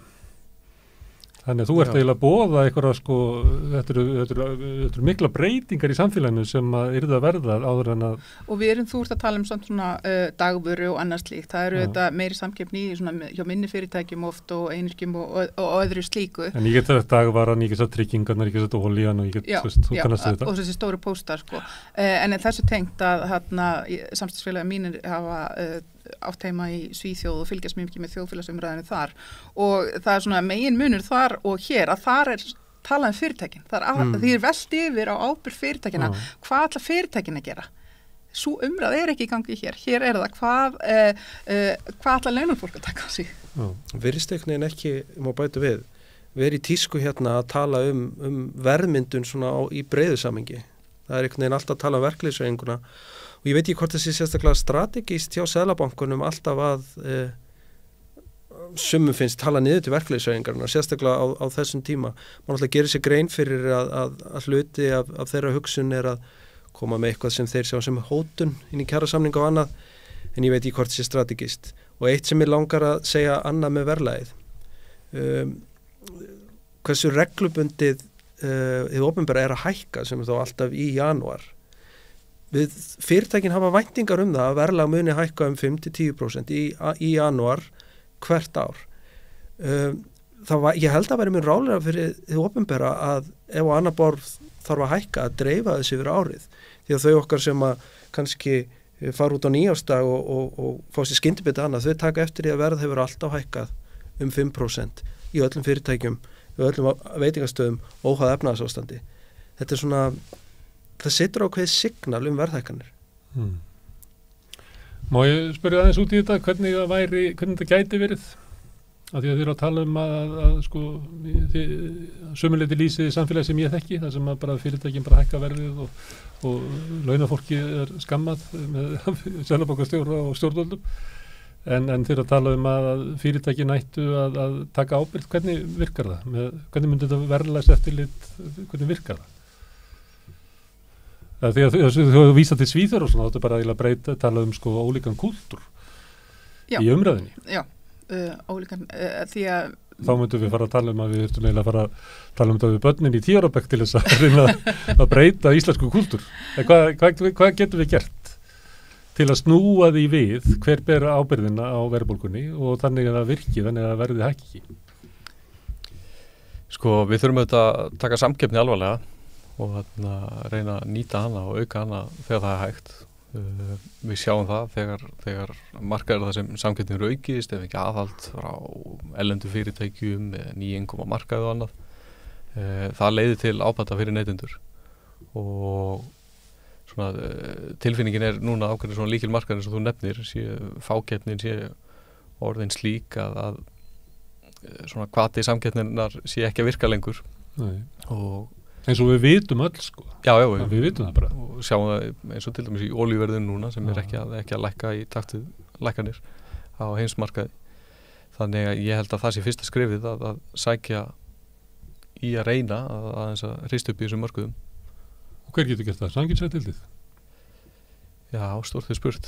Það Nú sótt að því, þið takkið eftir í hvað að vera að hæðastæði með þarna... Koktelsósumáli. Það notað eiginlega svona í pólitísku tilgangi að hæðast á samkeppniseftirlitir út af þessu majónesi. Já, mér fannst það reyndar ef ég segja alveg sér, þá þetta stóra koktelsósumál var... Þetta var mjög athyglisvert og þetta var áhugaverð skýrsla sem talaði mismunandi blæbrigði feitra majónissósa en Köflum barbecue já, tabasco og ég veit ekki hvað og 130 blaðsjur Sannarlega mikilvægt, en í 10% verðbólgu þá örugglega mikilvægara fyrir sko fólkið í landinu að geta keypt kóktelsósuna en ekki hvert majónesinnihaldi Þannig að þetta er líka spurningum ákveðna pólitíska forgangsröðun og það eru þetta ráðherra. Já, forgangsröðun verkefna, ef við erum með takmarkaða resursa þá lítur að þurfa forgangsröða verkefnunum með einhverjum hætti eftir mikilvægi hverju sinni. Auðvitað eru lögbundin verkefni líka sem þarf að sinna, en samkeppniseftirlitið er undir ráðherra. Þannig að það má líka alveg líta til þess að auka forgangsröðun með einhverjum hætti ef við erum með takmarkaðar auðlindir til þess að spila úr. Já, samkeppniseftirlitið hefur kvartað yfir því í einhverjum svona skýrslum að það sinni raunverulega bara því sem kemur inn út af samruna og öðru slíku, en það nái ekki að sinna því kannski sem að þið eru að biðja sko, að gera úttektir á tryggingamarkaðnum og öðru slíku. Já, ég fletti upp bara lögunum áður en ég kom hingað samkeppniseftirlitið og árið 2020 þá var bætt við einum lið í markmiðum þeirra og það er að stuðla að heilbrigðu samkeppnisumhverfi til hagsbóta fyrir neytendur. Þannig að það væri mjög áhuga. Þeir hafa ekki tækifæri til þess því að þeir ná bara að sinna sko samruna rannsóknum út af samruna fyrirtæki. Já, ef þeir eru með takmarka rísur þá hlýtur þetta samt líka snúast forgangsröðun. Það er stóra efla samkeppniseftirlitið. Já, eflað á forgangsröðum öðrum hætti. Forgangsröðun er skýr að veikja samkeppniseftirlitið. Það er það ábatasamasta sem að atvinnulífið geti gert í rauninni. Ég ætla svo sem ekki að ætla en það öllum, en það væri mjög strategist að gera það. En við skulum bara átt okkur á því að mér minnir að samkeppniseftirlit hafi komið hingað 92 eða 3 sem er áratugum á eftir öllum Evrópuþjóðunum og þeir sem muna eftir kannski þessum tíma fákeppninni og óstjórninni og svo framvegis, þau vita alveg hvað þetta þýðir. Þannig að mínu mati þarf að tala fyrir eflingu samkeppniseftirlitsins en það er ekkert yfir gagnrýni hafið. Það er alls ekki.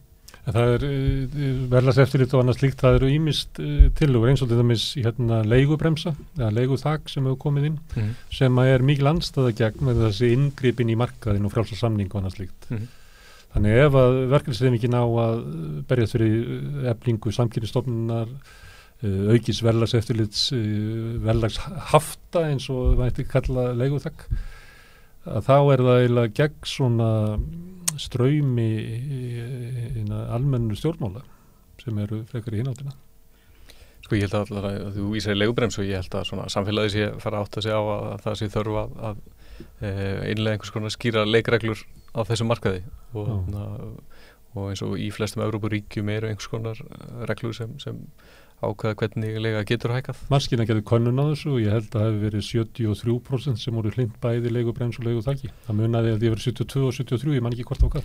Það kemur ekkert óvart og eins og þetta er í dag, þetta gengur ekki og þetta er eitt af áhyggjuefninu núna þegar húsnæðisverð sámarkaður snúast að það muni svona leiguverði muni tókast upp að þessum reiknaðu húsnæðiskostnaði. Það var sýnt í síðustu 2 skipti þá hefur vísitalan sem að húsnæðis- og mannvirkjastofnun er með leiguverð, hún hefur hækkað miklu meira heldur en heila flest annað. Og það er það sem gerist að fjármagnskostnaðurinn hækkar og hann er auðvitað í flestum löndum telst réttlætanleg hækkun en síðan er hinn hluti markaðurinn sem er kannski ekki að fá þessi fjármagnskostnað, hann horfir á markaðsverðið að hækka og hækkar í kjölfærið sko. Þannig að þetta er eitt af því sem er kannski áhyggjuefni á næstu missurum að leiguverðið þokist upp á við. Við erum svolítið að tala um svona þessum nótum eins og verkefnishreyfingin eigi að fara að beita sig fyrir samkeppniseftirliti, verðlagseftirliti, einhverju inngripi inn í markaðina sem ekki virka, horfast í augu við hvað heitir að markaðsbresti. Er það? Er stór ávinningu fyrir almenning sem liggur þarna? Já, engin spurning. Húsnæðismarkaður, það er kannski bara mjög góð og gildur rök fyrir því að sá markaður sé viðkvæmari heldur en markaðum ýmsar vörur, heimili fólks og það er þetta óásættilegt í dag að það sé þetta að rúlla á skammtíma samningum, það sé þetta nokkurn veginn án fyrirvara að hækka leigu mjög háar fjárhæðir, það er engin fyrirsjáanleiki og ástæð til þess að rýna það regluverk mjög vandlega.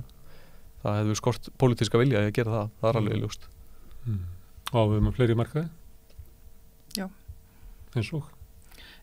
eins og við hefum bara nefnt hérna með þessa fákeppnismarkaði sem að það eru fáir stórir aðilar og eins og þú segir þá eru þeir sem að stýra þeim fyrirtækjum með ákveðin markmið og sem er ekki kannski að bæta hag allra íbúa heldur svona með ákveðin þá hagnaðdrifin markmið þar og þegar það fer kannski að bitna illa á neytendunum þá þurfum við að bregðast við með einhverjum hætti.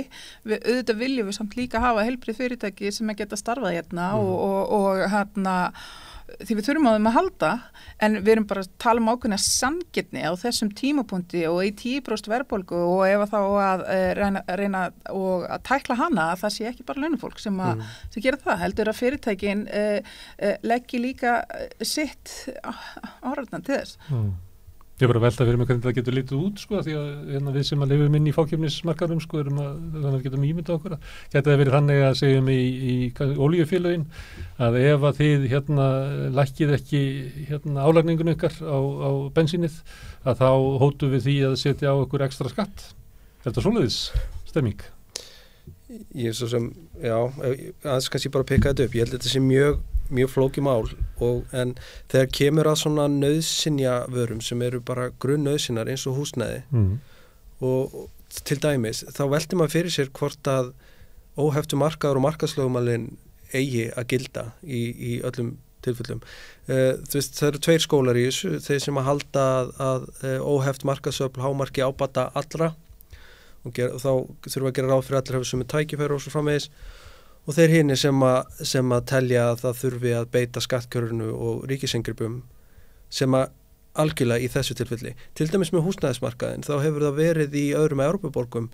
Þeir hafa beitt til dæmis fasteignarsköttum á hærri fasteignaskattar á eign númer 2 niðurgreiða og svo framvegis. Við þurfum bara að fara að ræða þessar lausnir af alvöru. Það var það er hærra veðsetningar hlutfall á fyrstu eign heldur en á venjulega. Það er ekkert vandamál að setja það bara upp í það megi ekki veðsetningi megi ekki vera meira heldur en 40% á eign númer 2 og bara 0 á eign númer 3 því að það er eignir sem að koma út á markaði núna að það eru enn frekar að fara til þeirra sem eiga eignir fyrir sem að náttúrulega bara við heldur húsnæði skreppunni og breytir þessu séreigna kerfi okkar yfir í leigulega kerfi á þess að nokkur hafi horfst í augu við þjóðina og sagt að það sé stefna stjórnvalda. Og ég er ekkert vissum að sé endilega þetta einhvern bara gerist. Hún er að gerast mjög hratt. Já, og þetta er kannski þetta er ekki kannski endilega úthugsuð stefna, þetta er ekki bara ósjálfráð þróun sem að enginn er að bregðast við. Þegar þú lætur þetta bara eftir markanum að þá endar hann náttúrulega svona. Við kannski gefum okkur að sé alltaf stefna, ég bara er ekkert alltaf viss um það og þegar kemur til dæmis það eru aðri hlutir eins og Airbnb það er verið að forgangsraða og ekki frambúð fyrir ferðamenn meðan það ríkir skortur miðsvæðis sem eru verðmætustu svæðin fyrir almenning. Það þarf bara að fara að taka alveg samtal þetta. Herðu, gaman að fá okkur hérna.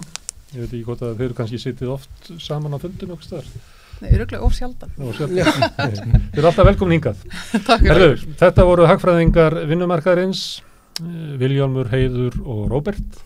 Hérna á eftir þá ætlar hún María Pétursdóttir að koma hingað og hún ætlar að ræða við Þóru Leósdóttur sem er formaður Iðjuþjálfafélags Íslands og Steinunni Bergmann sem er formaður Félagsráðgjafafélags Íslands og þær ætla að ræða svolítið hnignun heilbrigðis og velferðarkerfisins og kannski svolítið langt fram í tíman þar sem það er óvíst hvernig er hægt að manna þessi kerfi í framtíðinni. Þetta er augnablik.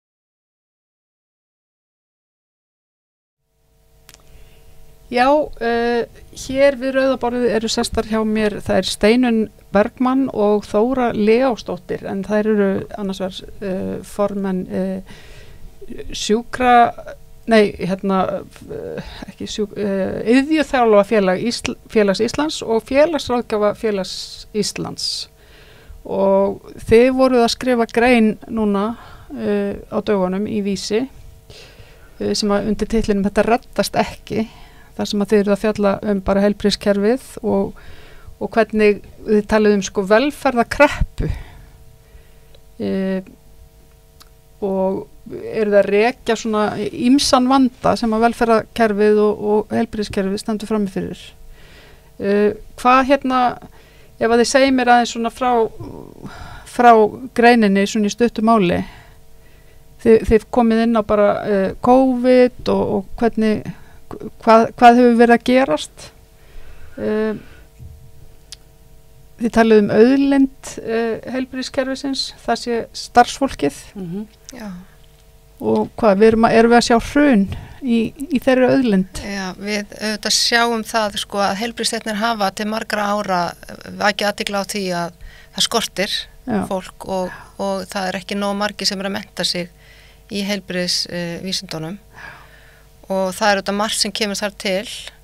Þetta er oft margar stórar kvennastéttir og það hefur nú kannski einkennst þetta kerfi að launin hafa ekki verið alveg í samræmi við hvernig launin eru hjá mörgum öðrum stéttum og margar þessar heilbrigðisstéttir eru að vinna störf sem hér áður fyrir voru bara unnin inn á heimilunum og við erum að tala heilbrigðisstéttir í víðu samhengi, ekki bara sem að starfa innan heilbrigðiskerfisins heldur líka eins og almennt innan velferðarkerfisins og félagsþjónustu og víða og þannig að þetta eru störf sem að konur sinntu gjarnar inn á heimilunum á þess að fá laun fyrir. Og svo er það á síðustu öld sem að konur, þetta breytist og konur fara að færis út á vinnumarkaðin og þá þarf að fara að leysa ýmis umönnunar málefni eða hlutverk með því að greiða einhverjum fyrir að sinna því, fá einhver til þess og þannig að þetta er svona gömul þróun og tekur ansi langa tíma og við erum búin að vera að búa við það ansi lengi að það er þessi áhersla á að jafna laun kynjana og vera ekki með launamun en okkur miðar ansi hægt og miklu hægar heldur en maður myndi vilja. Konur að fara út á vinnumarkaðin eitthvað 60-70 1960-70 við erum komin í hvað 2023 og við erum einhvern veginn ekki komin lengra. Nei, og við erum ennþá að sjá þennan launamun og óleiðréttur kynbundinn launamunur, hann mældist 13,9% árið 2020. Þannig að það er alveg með ólíkindum og við sjáum launasetningu þessara heilbrigðisstétta hjá hinu opinbera talsvert lægri heldur en hjá öðrum stéttum í öðrum geirum hins opinbera líka, við erum að bera saman bara innan opinbera geirans. Það er erfitt að mæla eða bera saman laun þessara stétta við almennumarkaðan vegna þess að það er bara hið opinbera sem er að kaupa, að mestuleiti sem er að kaupa þjónustu heilbrigðisstéttana. Þannig að samanburðurinn er erfiður.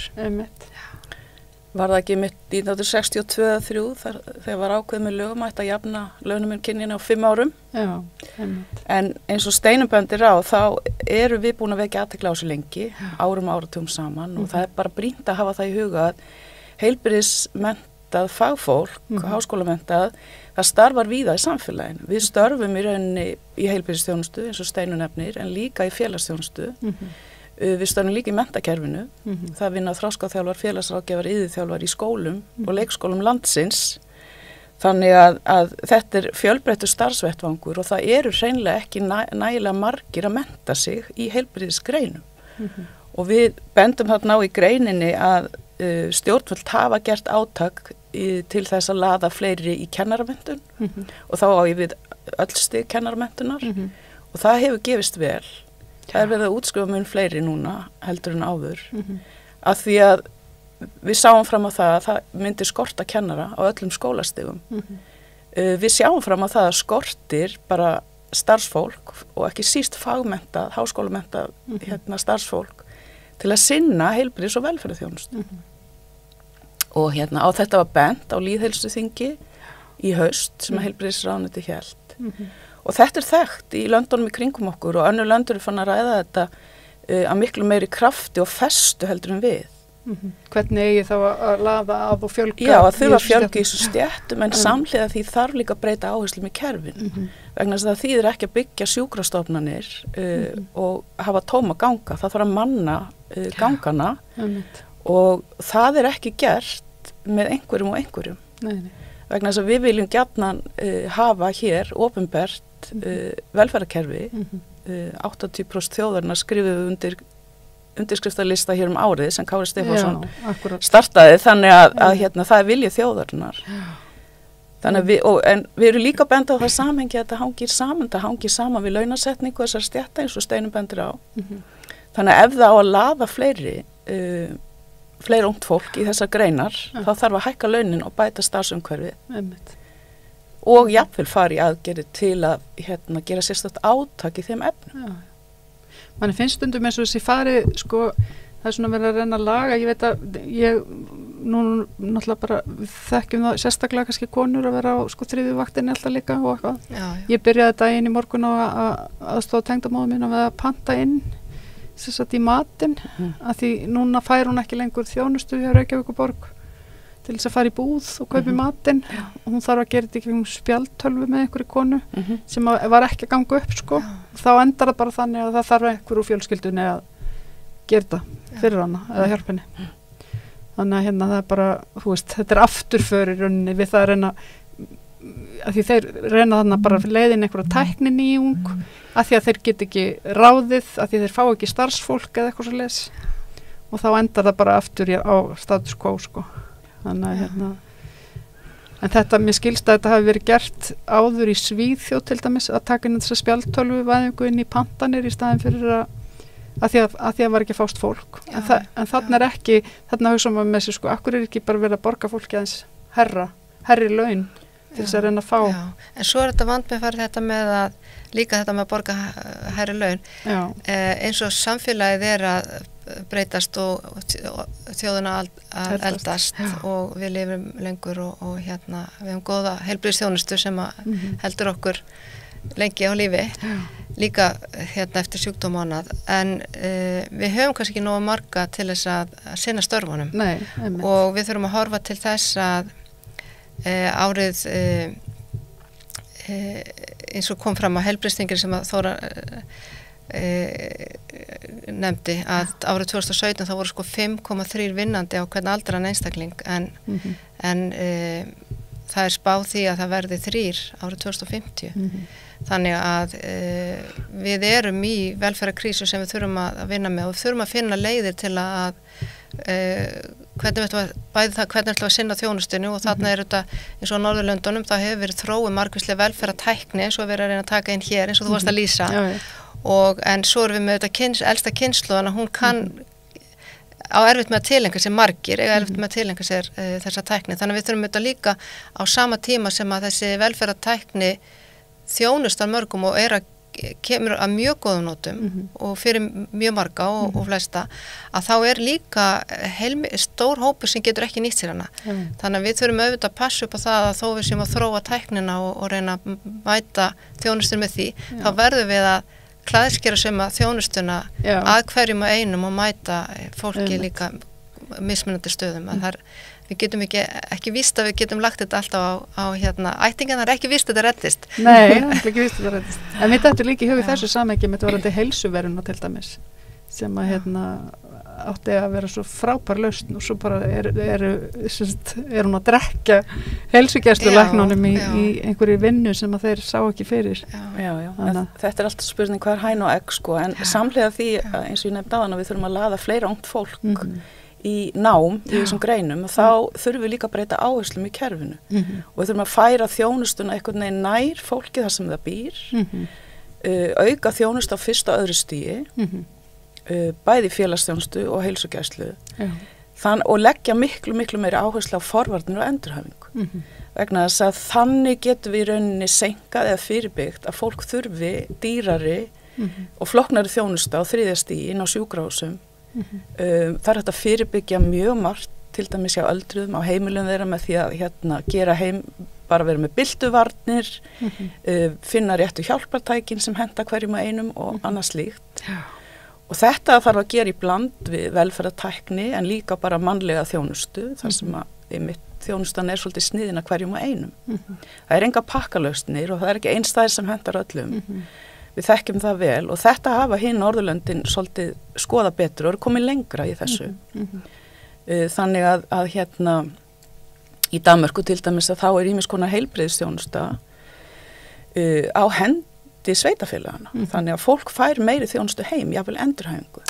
Það alveg þess merki hér, það gott úrræði í Reykjavíkurborg sem heitir endurhæfingu í heimahúsi. Það tímabundin þjónusta fyrir fólk til að efla færni. Akureyrarbær hefur líka veitt góða þjónustu þar sem þverfaglegt teymi sem að fer heim og ráðleikur fólki og það mjög mikilvægt að fyrirbyggja það að fólk missi færni að reyna að tryggja það með öllum ráðum að fólk viðhaldi færni sinni og getur bjargað sér sjálft eins lengi og hægt Þannig við viljum sjá miklu meiri áherslur í þá átt hér. Og kannski á umræðan þá einmitt líka sé ekki slitin alltaf í sundur að þessi bara verið að tala heilsugæsluna hérna og bara verið að tala spítalan. Nei, þetta heilstætt kerfi. Og það bara þannig að við erum með svolítið gamaldags skiptingu á þessu verkaskiptingu, þar sem við erum með heilbrigðisráðuneyti og félagsmálráðuneyti og oft og tíðum þá kemur það fram þegar á að dýpka umræðina að það þörf á þessar og hinni þjónustunni að þá bara segir annar aðilinn heyrðu hinn á að borga. Þannig við ströndum einhvern veginn þar. Þetta allt verkefni sem hægt að leysa. Þannig að við viljum sjá bara miklu meiri kröftugri áherslur. Það búið að gera góðar áætlanir, heilbrigðisáætlun, geðheilbrigðisáætlun, endurhæfingar áætlun, þannig að við erum búin að setja markmið og við vitum hvað peningarnir þurfa að fara í. En það ekki nóg að byggja hjúkrunarheimili og spítala. Það þarf að manna gangana eins og ég segi. Og þetta fólk ekki til, við erum að horfa á það.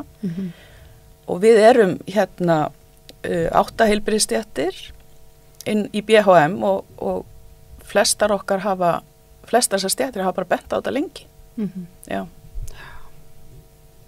Hvað, hérna, sjáuð einhverja lausnir á til dæmis eins og bara þessu misræmi í aldurskiptingu þjóðarinnar sem við erum að horfa fram á? Já, þetta bara þróun sem að vestrænn heimur stendur fram fyrir og þetta á ekki að koma okkur á óvart. Nei. Þannig að við höfum haft tíma til að undirbúa okkur og við erum svolítið kannski að segja að við viljum meina að það þarf að nýta tíman betur. Og við þurfum bara að horfa til annara þjóða, ekki síst Norðurlanda þjóðana, nágrann okkar og sjá hvernig þau hafa gert þetta. Þannig að það þarf að hanna betri þjónustu og það þarf að leggja miklu meiri áherslu á endurhæfingu og forvarnir. Heldur gert í dag. Og hugsa heilstæðar forvarnir og að því að forvarnir ekki bara þú getur ekki skipt forvarnir og eins og maður horfa í svo endurhæfingin að maður getur ekki talað heilbrigðis endurhæfingu eða starfsendurhæfingu eða slíkt, þú klippir ekki einstaklingin í sundur, þú þarft að vera með heilstæða endurhæfingu og hugsa einstaklingin og heilsu hans félagslega, andlega og líkamlega eins og heilbrigðisstefnan kveður reyndar sem til 2030. Þannig að við þurfum að tryggja það að fólk hafi greiðan aðgang að fjölbreyttu fagfólki og það eitt af því sem við höfum verið að benda á að það þarf að fjölga fagfólki inn á heilsugæslustöðvunum sem í nærþjónustunni. Þannig að fólk geti farið og hitt þar þann fagaðilega sem að hentar þér, þú getur hitt félagsráðgjafan eða iðjuþjálfan eða sjúkraþjálfaran eða næringafræðingin eða hvað það sem að þig vanhagur þetta í raun og veru þessi þjónusta sem í umhverfinu. Þannig að við þurfum svolítið að endur hugsa kerfið okkar og þetta við getum ekki haft þetta eins og við höfum alltaf haft þetta eru breytti tímar. Þetta reddast ekki bara. Þetta reddast ekki. Við þurfum að vinna að því að aðlagast að þessu og endur skoða kerfin okkar. Það hefur verið rosalega mikið, bara fyrirferðað mikið í umræðinu alltaf undanfarin ár starfsendurhæfing. Allt gengið út á starfsendurhæfingu. En menna kannski á annars konar endurhæfingu eða bara hæfingu eða Já, en það starfsendurhæfing mjög mikilvæg Já. og hún þrátt fyrir að svona virka sem frekar þröngt hugtaka, þá hún skilgreind frekar vítt á Íslandi og það alveg fjölmörg úrræði sem standa fólki til boða. En við þurfum að ná utanum það og við höfum rekið Íslands samfélag svolítið mikið á þriðja geiranum svo kallaða. Þannig að heilbrigðis- og velferðarþjónusta hefur verið rekin af félagasamtökum og sjálfseignarstofnunum. Já, og svo erum við líka náttúrulega með bara eins og Ragnar Þór hefur nú talað og fleiri innan verkalýðshreyfingarinnar, við erum með aldrei svona tvöfalt heilbrigðiskerfi í rauninni vegna þess að við erum líka með heilbrigðisþjónustu fjármagnaða mjög mikið af stéttarfélögum og verkalýðsfélögum sem kannski ætti ekki að vera þannig, ég veit það ekki, maður veltir í fyrir sér af því það rugglar líka kannski kerfið og ríkið ítir einhverju frá sér sem það ætti kannski ekki að gera út af því, maður veit ekki. Þetta náttúrulega mjög flókið, bæði náttúrulega þjónustan sem verið að veita og eins þegar kemur að því að tryggja framfærslu þegar fólk ekki getur ekki vinnu og ekki fá launatekjur. Og þá við þetta með mjög flókið kerfi þar sem að það skiptir máli af hverju þú getur ekki unni, ertu frá vinnu vegna atvinnuleysis eða að þú finnur ekki vinnu við hæfi eða þetta vegna veikinda eða hvað það og svo þarftu að þú ert hæfingu, þú ert starfsendurhæfingu, þú ert heilsutengda endurhæfingu og allt hangir þetta saman. Við hefum séð og mismunandi kerfi sem að tryggja þá framfærsluna þín eftir í hvaða sem þú ert að gera til þess að bæta þína stöðu. Ef við tökum sem dæmi nágrannar þjóðan okkar Færeyjar að fyrir nokkrum ári síðan þá settu þau á fót eina stofnun sem að sér alla þessa þjónustu. Þannig að það í raun alveg sama af hverju þú ert ekki með laun. Þú ferð inn á sömu stofnunina og það öll þjónusta veitt þar á sama stað. Þannig að ef þú ert atvinnulaus þá ferðu á sama stað og ef þú ert hvort sem sjúkragreiðslur eða örorkugreiðslur eða hvað það að þú ferð á eitt stað og þjónustun öllu veitt af þessari sömu stofnun. Ef þú þarft hjálpatækið, það sátt það þarna, þú þarft starfsendurhæfingu, þú ert atvinnu með stuðningi, búsetu úrræði, framfærslunu, félagslega þjónustu og hvað það sem þú þarft. Þetta alltaf sama stað, þetta alltaf sama hendi, þetta sama gáttin sem að borgarinn leitar í. Þetta bara kærleiksráðunetið einhvern veginn í Færeyjum. Kærleiksstöðin. Já, velferðarstöðin. Og heitir Já, nú það að muna hvað það heitir. Á færeysku. Það nefnilega, skemmtilegt heitið á því, nei, það kemur ekki núna. Nei. En mér langar aðeins kannski að ræða, ef ég má, mjög mikilvægan þátt í þessu, eins og Steinunn byrjaði að nefna þetta með skakka virðismatið. Að það virðist einhvern veginn vera þannig að við sem samfélag leifum okkur að borga minna fyrir þessi störf heldur en önnur störf. Þrátt fyrir að það liggi sambarileg menntun að baki og störfunum fylgi ábyrgð, gríðarlega ábyrgð.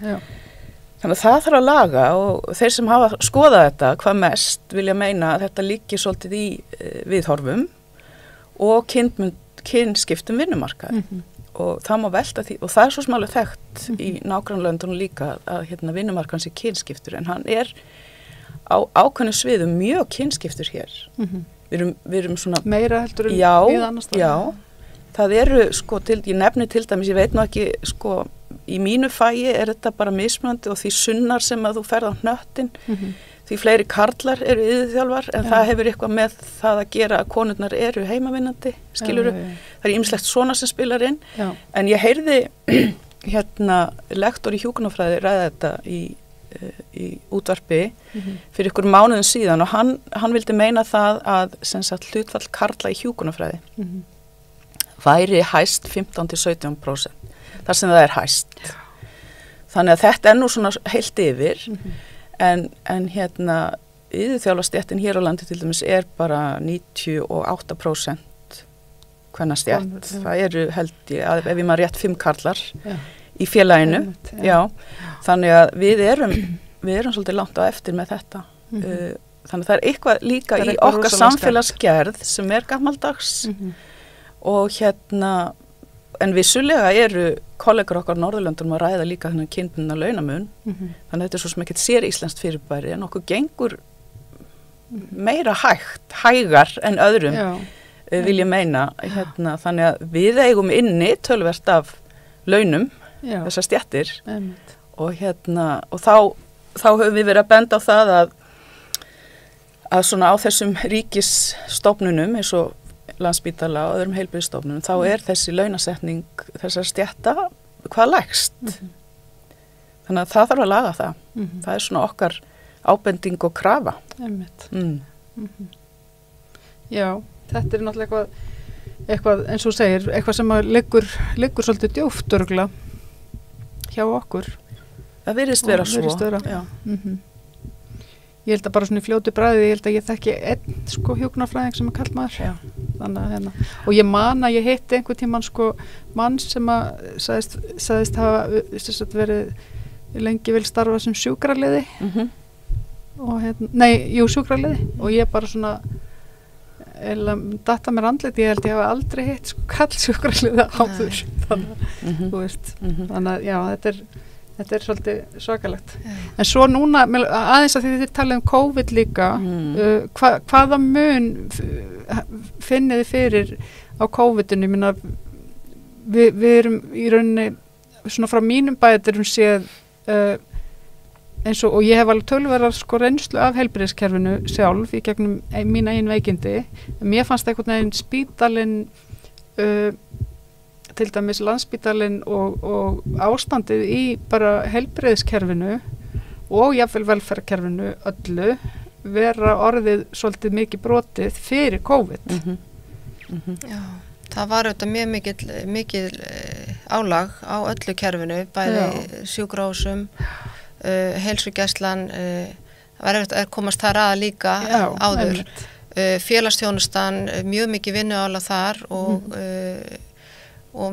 fólk þurfa að forgangsraða og mjög mikil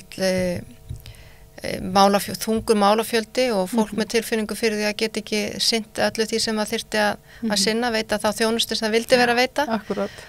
Og þannig að það var orðið löngu fyrir COVID. Ef ég tek bara mína stétt eins og félagsráðgjafa að þeir fengu í fangið hrunið 2008 og þeir voru svona valla ekki búin að jafna sig eftir það allt saman þegar að COVID kemur og það var ekkit neitt annað að ræða en að bregðast bara við og breyta vinnu aðferðir og mæta fólki og tryggja órofna þjónustu og þetta aðra stéttir eins og þroskaþjálfa til dæmis og aðra sem að sinna fólki með fötlun sem að þarf að fá sína daglegu þjónustu og það þurfti raunum bara að endurskoða allt saman, alla verkferla og búa til nýja verkferla og svo veiktist fólk og fólk fór í einangrun vegna COVID smita eða nálaða við smita þannig að það var undirmannað aftur og aftur. Þannig að fólk þurfti bara að halda öllum boltum á lofti og gerði það og tryggja það að viðkvæmir hópar fengju sína þjónustu.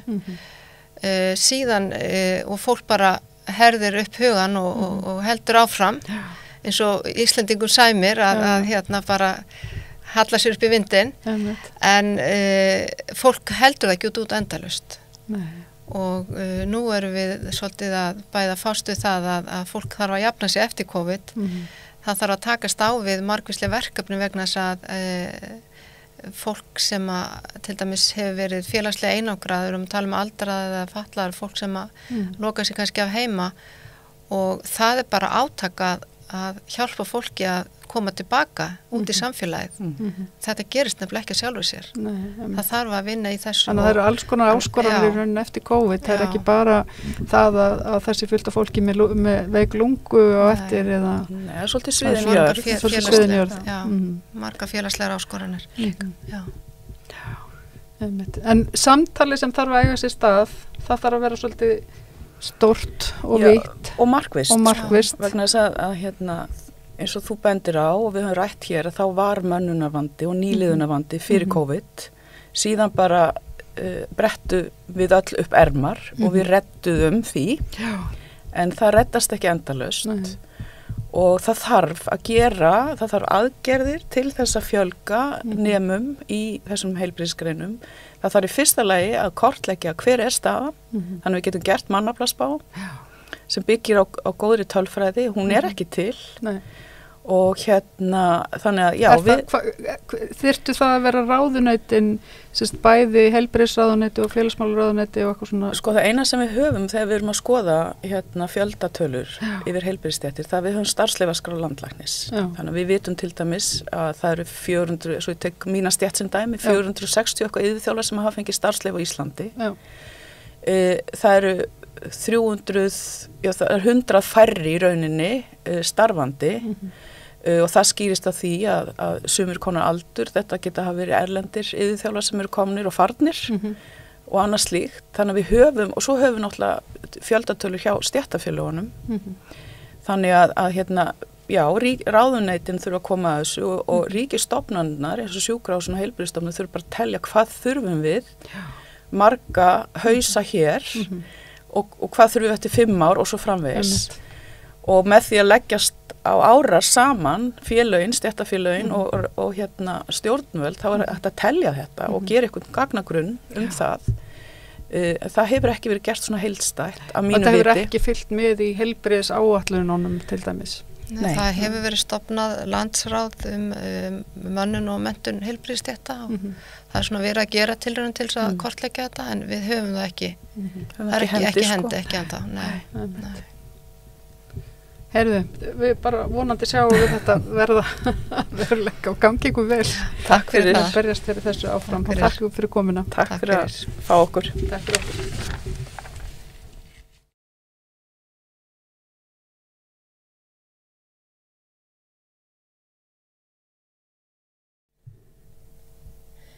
Já, komið þið sæl og velkomin í femínískar fréttir vikunar. Hér hjá mér eru í femíníska fréttahorninu, það er Margrét Pétursdóttir og Andrea Helgadóttir. Velkomnar. Takk. Við ætlum aðeins að svona fara yfir kannski það helsta, svona, því sem við getum flokkað sem femíníska fréttir eða það sem við geta hort á með femínísku gleraugunum í þessari viku. Við ætlum kannski bara að byrja á því að tala aðeins við ykkur Eflingaverkfallið. Við hefum svona verið aðeins að fókusera á það líka síðustu 2 þætti held ég. Sko ég hjó nú eftir því að Sólveig Anna kom í Rauðaborðið daginn og þar var hún einmitt að tala það að það væri svo merkilegt að þegar að láglaunakonur eru að fara í verkfall, þá hefur engin áhuga að tala við þar. Svo þegar bílstjórarnir voru að fara í verkfall, þá allt í einu byrjuði fjölmiðlar að hringja inn og spurði, getum við ekki fengið að tala við einhverju að kalla? Þá var það allt í einu orðið svona valið að tala við einhvern sem var að fara í verkfall, en ekki með láglaunakonurnar. Þannig að það kemur svona þessi, kvenrætt þetta vinkill á ýmsum stöðum í gegn í tengslum við verkfall og þessar kjarabaráttu eflingar. En það var fleira sem gerist í vikunni varðandi þetta. Já. Til dæmis eins og pistillinn Anna Sóleyjar. Já, það var kom svona í framhaldinu eftir síðasta miðvikudag. Það kom grein eftir hann Stefán Ólafsson. Og hann vildi endilega að fleiri myndu sína ekki bara Eflingu heldur Sólveigu önnustöðning, það sem búið að vera að fara illa með hana. En Sólveig Tómasdóttir var svo sem ekki tilbúin í það.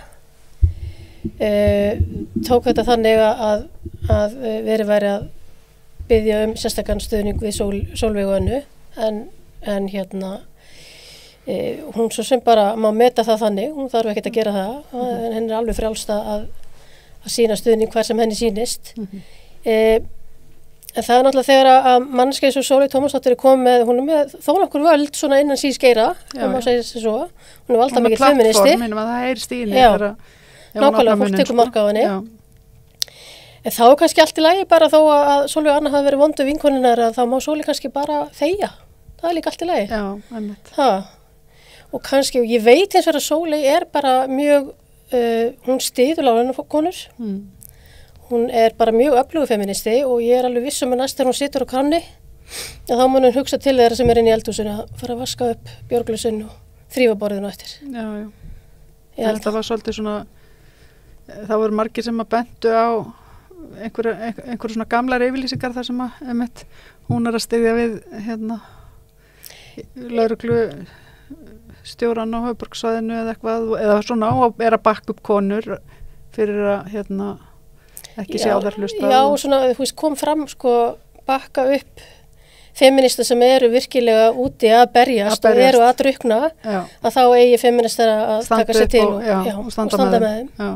Ég held að við séum ekkert í vafa það, Sólveig hann svo sem búin að vera á þvílíku hundarsundi. Já. Hvernig slæðir þetta þig, Andra? Þú ert svolítið svona hefur fylgst svolítið náðu með baráttunni? Já, mér fannst þetta hljómaði mjög undarlega fyrir mér einmitt sérstaklega þegar þetta var skoðað í ljósið þessara yfirlýsinga lögreglustjóra og þar var í rauninni meira að segja sko bara tala að þú veist að það ætti að bakka upp bara ekki þó jafnvel þótt að það væri ekkit endilega vinusinu feministar, það væri bara umdild kona í fronti. Já. Og mér fannst svolítið erfitt að horfa á þessa yfirlýsingu í ljósið þess að þar fer nú bara svona í rauninni sko leðustífil valdsins einhvern veginn, þú veist vald, hvað heitir þetta? Valdbóðis, hvað heitir þetta? Já, yfirmaður valdsins í rauninni. Já, svona, þú veist, og Sólveig náttúrulega sko talsmaður þeirra algjörlega valdalausu. Einmitt. Og kvenna sem eiga náttúrulega, þú veist, ekkert. Eins og sagðir áðan, ég meina það bara ekki haft samband við þær, það gjörsanlega ósýnilegar þegar á að fara að fjalla einhver málefni í samfélaginu eða því sem á döfunni. Kannski bara svona dýrt að texta við tölun við konundar sem tala ekki íslensku. Já, það þú veist, eða heita, ég meina Nei, ég skildi ekki. Því að ég held að öll okkar sem hefum talað við þessar konur sko, hafa þvílíka sögur að segja sko. Já, en þær eru sko, ég hef búin að til dæmis leita eftir viðtali við konur sko og þá er spurningum að þær tala flestar litáísku eða einhver önnur tungumál sko, er kannski ekkit voðalega talandi á ensku endilega. Þannig en fyrir svona einhverja stofnun eins og RÚV eða þið vitið, einhverja fjölmiðla sem að hafa eitthvað fjármagn. Þetta ætti ekki að vera mikið vandamál. Og ég held að það verið svona hið femíniska verkefni hafi alltaf verið sko, þú veist, að bjóða svona þessu stigvildi einhvern veginn byrgin og horfa, ég meina þarna erum við með típiska kvennastétt sko. Þú veist, þarna konan sem bókstaflega, þú veist, eins og mamma gengur og tekur til eftir og býr rúmið þetta, skilur og mér finnst það nú bara svona eiginlega hálf forkastanlegt hvernig hægt að hunsa í rauninni þess rödd þeirra og sko við erum líka bara með manneski sem kemur fram og talar þeirra máli, skilur, hún er mjög öflugur talsmaður og það í rauninni hálf furðulegt einmitt hvernig svona þessir þungavittar feministar hafa getað einhvern veginn hummað það fram á sér. Já, einmitt. Nú finnst mér aðeins verkalýðshreyfingin vera að vakna einhvern veginn og átta sig á alvarleika málsins og það svona heyrist meira finnst mér en ekkit ennþá í feministunum sko. Þannig að en það er búið að vera mikill hasar hjá eflingafólki í dag.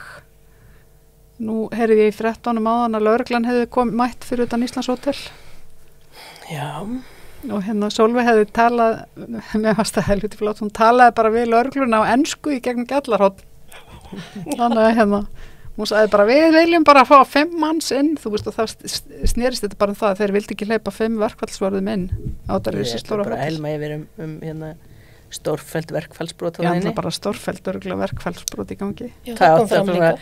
Það átt að fara í einhverju svona sightseeing túr með einhverja 2 á meðan henni hlupu á henni álmunni eða eitthvað. Sko, það er mjög augljós yfir hilming. Já, nefnitt. Algjörlega. Ég meina það kom fram að það væru verktakar sem þeir væri búin að kalla til þess að gangi störfin, sko. Þannig ég ekki hissa. Maður átti alveg vonað þessu frá þeim. Já. Herðu, næsta frétt, feminíska frétt vikunar. Ég ætla aðeins að, mér langar aðeins að tala frétt sem að ég sá bara í dag, birtist í dag á RÚV, að það er stjórnmálafræðingur sem hefur verið að rannsaka incel-hreyfinguna sem að tala það karlmenn sem skilgreina sig sem incel upplifa sig sem fórnarlömb finnist sem þeir eigi rétt á kynlífi eins og það sé bara og það sé verið að svíkja þá það að því að þeir eitthvað gangi ekki út eða eitthvað þannig að þetta er verið að slappeskir og kallir þetta ég vil svona involuntary celibacy að þvingað skírlífi og og þeir sjá sig sem rosalega fórnarlömb kvenna hafa jafnvel líkt þessu við þessu þvingaða skírlífi við eitthvað sem að þeir kalla öfuga nauðgun sem að ég bara fæ einhvern veginn ekki alveg skilið hvað það er en þetta en þetta er sérst vaxandi, hefur verið vaxandi vandamál þessi menning og það er alltaf fleiri kallar sem að sérst eru vantarlega aldrei mikið einangraðir fyrir fram tölvuskjáin og eru að detta einhvern veginn inn í þessa biturð og þessa hennan andfeminisma í rauninni og bara fara að hata konur og kenna konum allar sínar ófarir.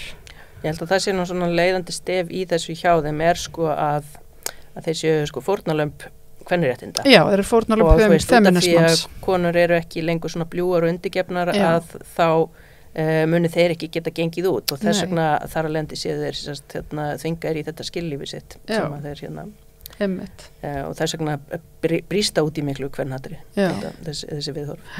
Þetta er svona líka gamalt bara þetta er búið að vera viðlóðandi til dæmis vændið að karlmennum finnast sem að vilja halda vændinu sem lögbindi það að þeir einmitt tala akkurat á þessum nótum að það sé verði að fatlaði menn og aðrir verði að geta fengið eitthvað kynlíf. Já, eins og það sé bara réttindi sem þú fæðist með. Eins og það sé einhver grunnréttindi, já.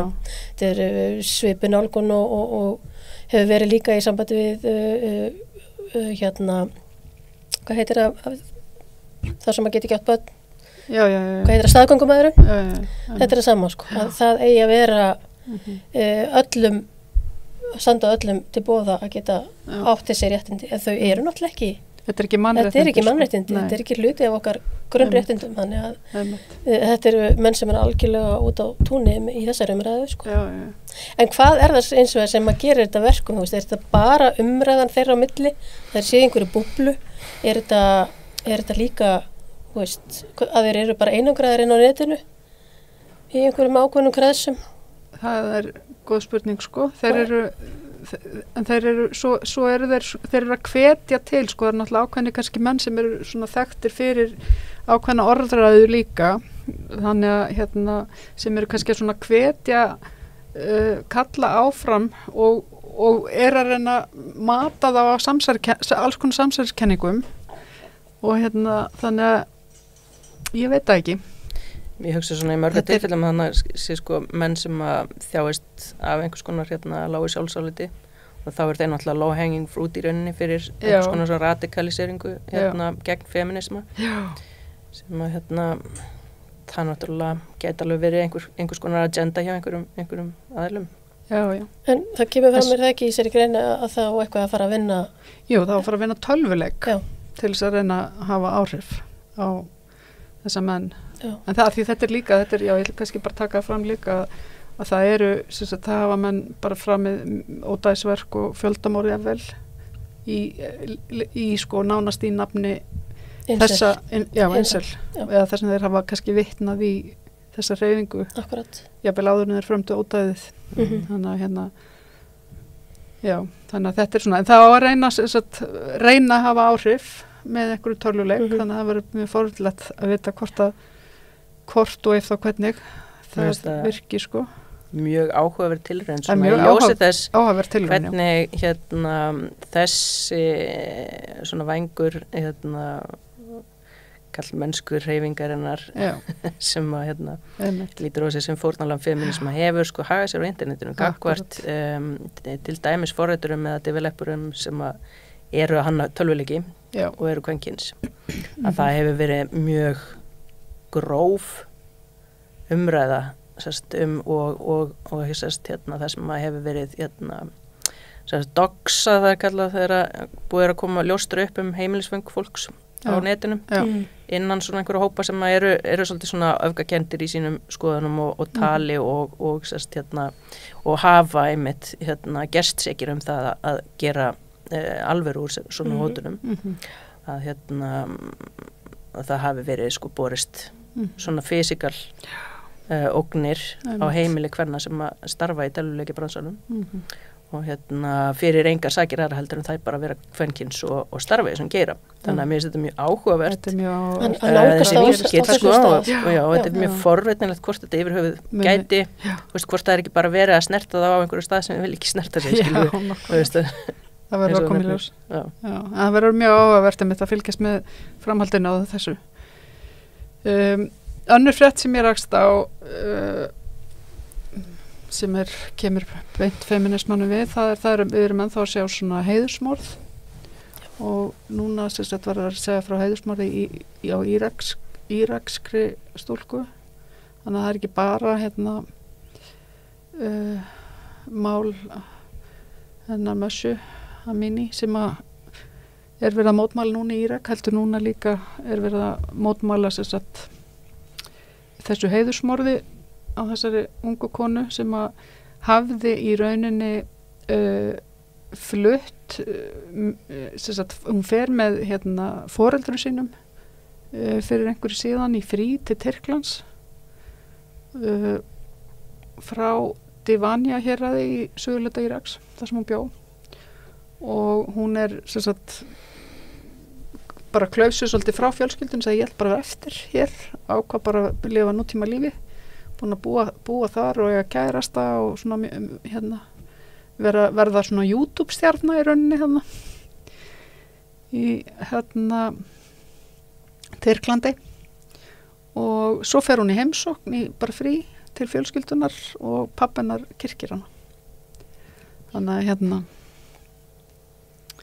þetta er einhvern veginn svona þetta er ekki innleikið það er rústur það er svona maður að spáða hvort þetta fylgir bara kynslóðaskiptunum sem er að vera þarna þú veist það er að koma að spretta upp ungt fólk þarna sem er náttúrulega bara með heiminn að fótum sér og er orðið víðförlara og veit meira gegnum internetu og það er náttúrulega bara rís upp og hefur ekki áhuga á þessu gamla kerfi sem er algjörlega úldið En hafi ekki komið upp svona bylgjur áður svona bara Íran og hvernig Jú, og afturför verður síðan þú veist að það maður má ekki alltaf sko horfa mikið á nútímann sem einhvern veginn einhvern endapunkt einhverja þróunar því að við göngum mjög oft í einhverjum bylgjum í sérstaklega mannréttindum og svona viðhorfum almennt og það verður afturför og svona backlash á ýmisréttindi eins og við erum kannski að horfa upp á líka til dæmis með réttindi samkynhneigðra hérna á Vesturlöndum og svona ákveðin afturför kemur oft bakslag í alla baráttu. Það er oft sem það kemur eftir stöðnum, þá kemur smá það kemur upp svo veit maður ekki hvað eins og í þessu tilfelli það er reyndar svona baksaga líka í þessu dæmi sko sem er svo að hún hafi orðið eftir í Tyrklandi að því að bróður hennar eigi að hafa beitt hana kynferðisofbeldi og hún hafi verið að flýja það og mótmæla því þannig að maður veit ekki hvaða fjölskylda átök er þarna baki heldur sko en þetta er samt bara þetta er grátlegt að þetta sé ennþá að því svo er svo skrítið með Íran þetta er svo ofboðslega nútímalegt fólk í rauninni að maður horfa á bíómynd kvikmyndir frá Íran og svona það er margt í rauninni svo ótrúlega vestrænt við íransku þjóðina með að við margar nágranna þjóðir hana þannig að því þeir voru náttúrulega líka svo vestrænir þangað til að klekkastjórnin tekur við tiltrúlega mikið þannig að þetta er alltaf ólíkt sko þjóðanum hann í kring. En já, þetta svona. Það var frétt líka í vikunni að kynfæri 4 milljóna stúlkna verði limlest í ár. Þetta mjög sárfrétt að lesa. Að bara sjá þessa tölur, sko. Þetta svo sláandi, einhvern veginn á ennþá líka. Og en það er svona ljóspunktur í þessu líka, það verið að tala að fyrsta aðgerðin hér á landi þar sem verið að laga limlestingu, kynfæri limlestingu á mannsku sem hefur sérstætt flutt hingað frá einhverju af þessum löndum sem að limlesta kynfæri kvenna. Fyrsta aðgerðin var framkvæmd núna nýlega af litalækni á Íslandi. Vel gert. Já, þannig það mjög ánægilegt. En þetta samt, eins og þú segir, þetta eru svakalega tölur. Þetta er bara á 15 sekúndna fresti er verið að limlesta kynfæri stúlku. Bara í heiminum. Það er svakalegt. Þannig að maður svona bara fær hálfgerðan hroll við að lesa svona fréttir. Já. Í einhverju tilfellum þá var náttúrulega ekki tætt að taka svona limlestingu tilbaka sem að við erum að fjarlæga líffæri sjálft, sko. Þú veist, þannig að þá er það er ekki tætt að skila því. Nei, einmitt. Þannig að það maður veit ekki alveg hvernig þetta er gert, sko. En maður huggar sig samt við það hlýtur að vera eitthvað hægt að gera úr því að þeir geta gert transaðgerðir og byggt upp kynfæri frá grunni, þá hljóta þær geta gert eitthvað. Séu einhverju taugaendar sem þið getur kannski virkjað. Já, vonandi. Já. Svo er nú líka, það er alltaf að koma meir og meir þekking í varðandi taugafræðina líka, sko. Það er taugafrumur öndurnýja sig sem var talið að væri ekki. Já. Þannig að maður bara vonar að það sé eitthvað hægt að gera. En já, ég held að við séum ekki höfum þetta ekki lengra í dag. Er ég að gleyma einhverju feministku ætlum að tala heimagreiðslunar. Já. Það var svona það sem ég það sem ég ætla að fá þig til þess að koma og tala um. Ég er alveg líka alveg bara ég er að gleyma einhverju. Eru foreldra greiðslunar sem eru til umræðu núna. Já, voru til umræðu í borgarstjórninni. Það komu þessast 2 tillögur annars vegar frá Flokki fólksins og hins vegar frá Sjálfstæðisflokki. Já. Voru einhverju leyti dálítið ólíkar en þetta er viðkvæmt subject, sko. Þetta er viðkvæmt málefni og er feministar hafa alveg löngum andmælt þessu í rauninni, fundist þetta ekki vera góð leið. Og en við höfum haft ákveðin vinkil á þetta sem er kannski meira praktískur heldur en idealískur varðandi svona afstöðu til einhvers konar greiðslna til foreldra sem þurfa að sitja heima. Og það sprettur kannski af því að í sjónarmiði það að fara að borga konum heimi það sem að Sabine Leskop nefnir eldavélar hvað var þetta kallað, eldavélar greiðslu, ég man ekki hvað það var. Og við þurfum það að í 95% tilfellum sé það konan sem að tekur við greiðslunni og hangir svo heima með barnið og svona. En við erum alltaf að horfa á ákveðið vandamál í borginni og það er að fæðingarorlofið því sleppir áður heldur en að leikskóladvöl getur hafist. Og það eru bara fullt af foreldrar sem að hanga í lausalofti og það er ekki þannig að það sé verið að búa til í okkar huga allavega ekki eða eigi að búa til eitthvað svona hliðakerfi þar sem að sérstaklega eins og í tillögu Sjálfstæðisflokksins átti í rauninni bara borga fólki þennan peninga og borgin hefur náttúrulega enga forsendu til þess að fylgjast með því hvort að fólk er heima að gefa barninu sínu þessa gæðastundir sem að ættu í rauninni það er það sem að fyrstu 5 hafa verið að kalla eftir varandi lengingu fæðingarorlofs og ef þetta ætti að vera einhvers konar staðgengil þess sem að borgin tæki að sér að framkvæma fyrir hönd í rauninni ríkisins sem það á í rauninni ætti undir öllum eðlilegum kringumstæðum að lengja fæðingarorlof. Þannig að þetta væri raunhæfur valkostur og það eru margar ástæður fyrir því. En það sérst að ríki sem skattheimtuvald getur fylgst með því að fólk sé í raun og veru að vera heima með barninu sinu. Það getur borgin ekki neitt gert. Og það ekkert eitthvað sem við myndum vilja sjá en það hafa börn gott af því að læra samskipti og það mjög ítarleg námskrá unnina fagfólki sem að þekki til þroska barna og allt það og uppeldisfræði og annað og það mikilvægt starf auðvitað og sérstaklega það sem einmitt Sabín hefur komið inn og varðandi börnaverlendum uppruna að þarna fer fram mjög mikilvæg íslensku kennsla til dæmis og það að fólk fái og líka bara það að verði ekki einhver einangrun meðal þeirra sem eru ekki með svona típiska íslenska bakgrunn en raunveruleikin samt sá að í stöðunni eins og hennar núna þá bara fólk heima það bara fær ekki neitt borga fyrir það og í flestum tilfellum, örgulega 95% tilfella það konan.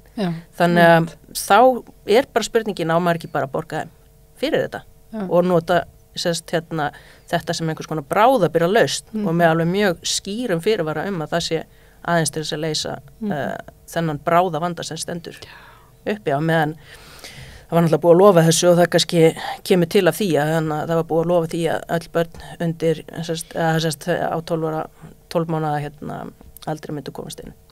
En eins og að þá skilst mér að talan liggi í 11%. Það við 11% 12 mánaða barna komist inn í leikskóla og það náttúrulega, það vandamál sem þarf einhvern veginn að leysa og sérstaklega þegar fólk stendur í þessum sporum að vera bara að standa í miklum tekjumissi og vandamálum.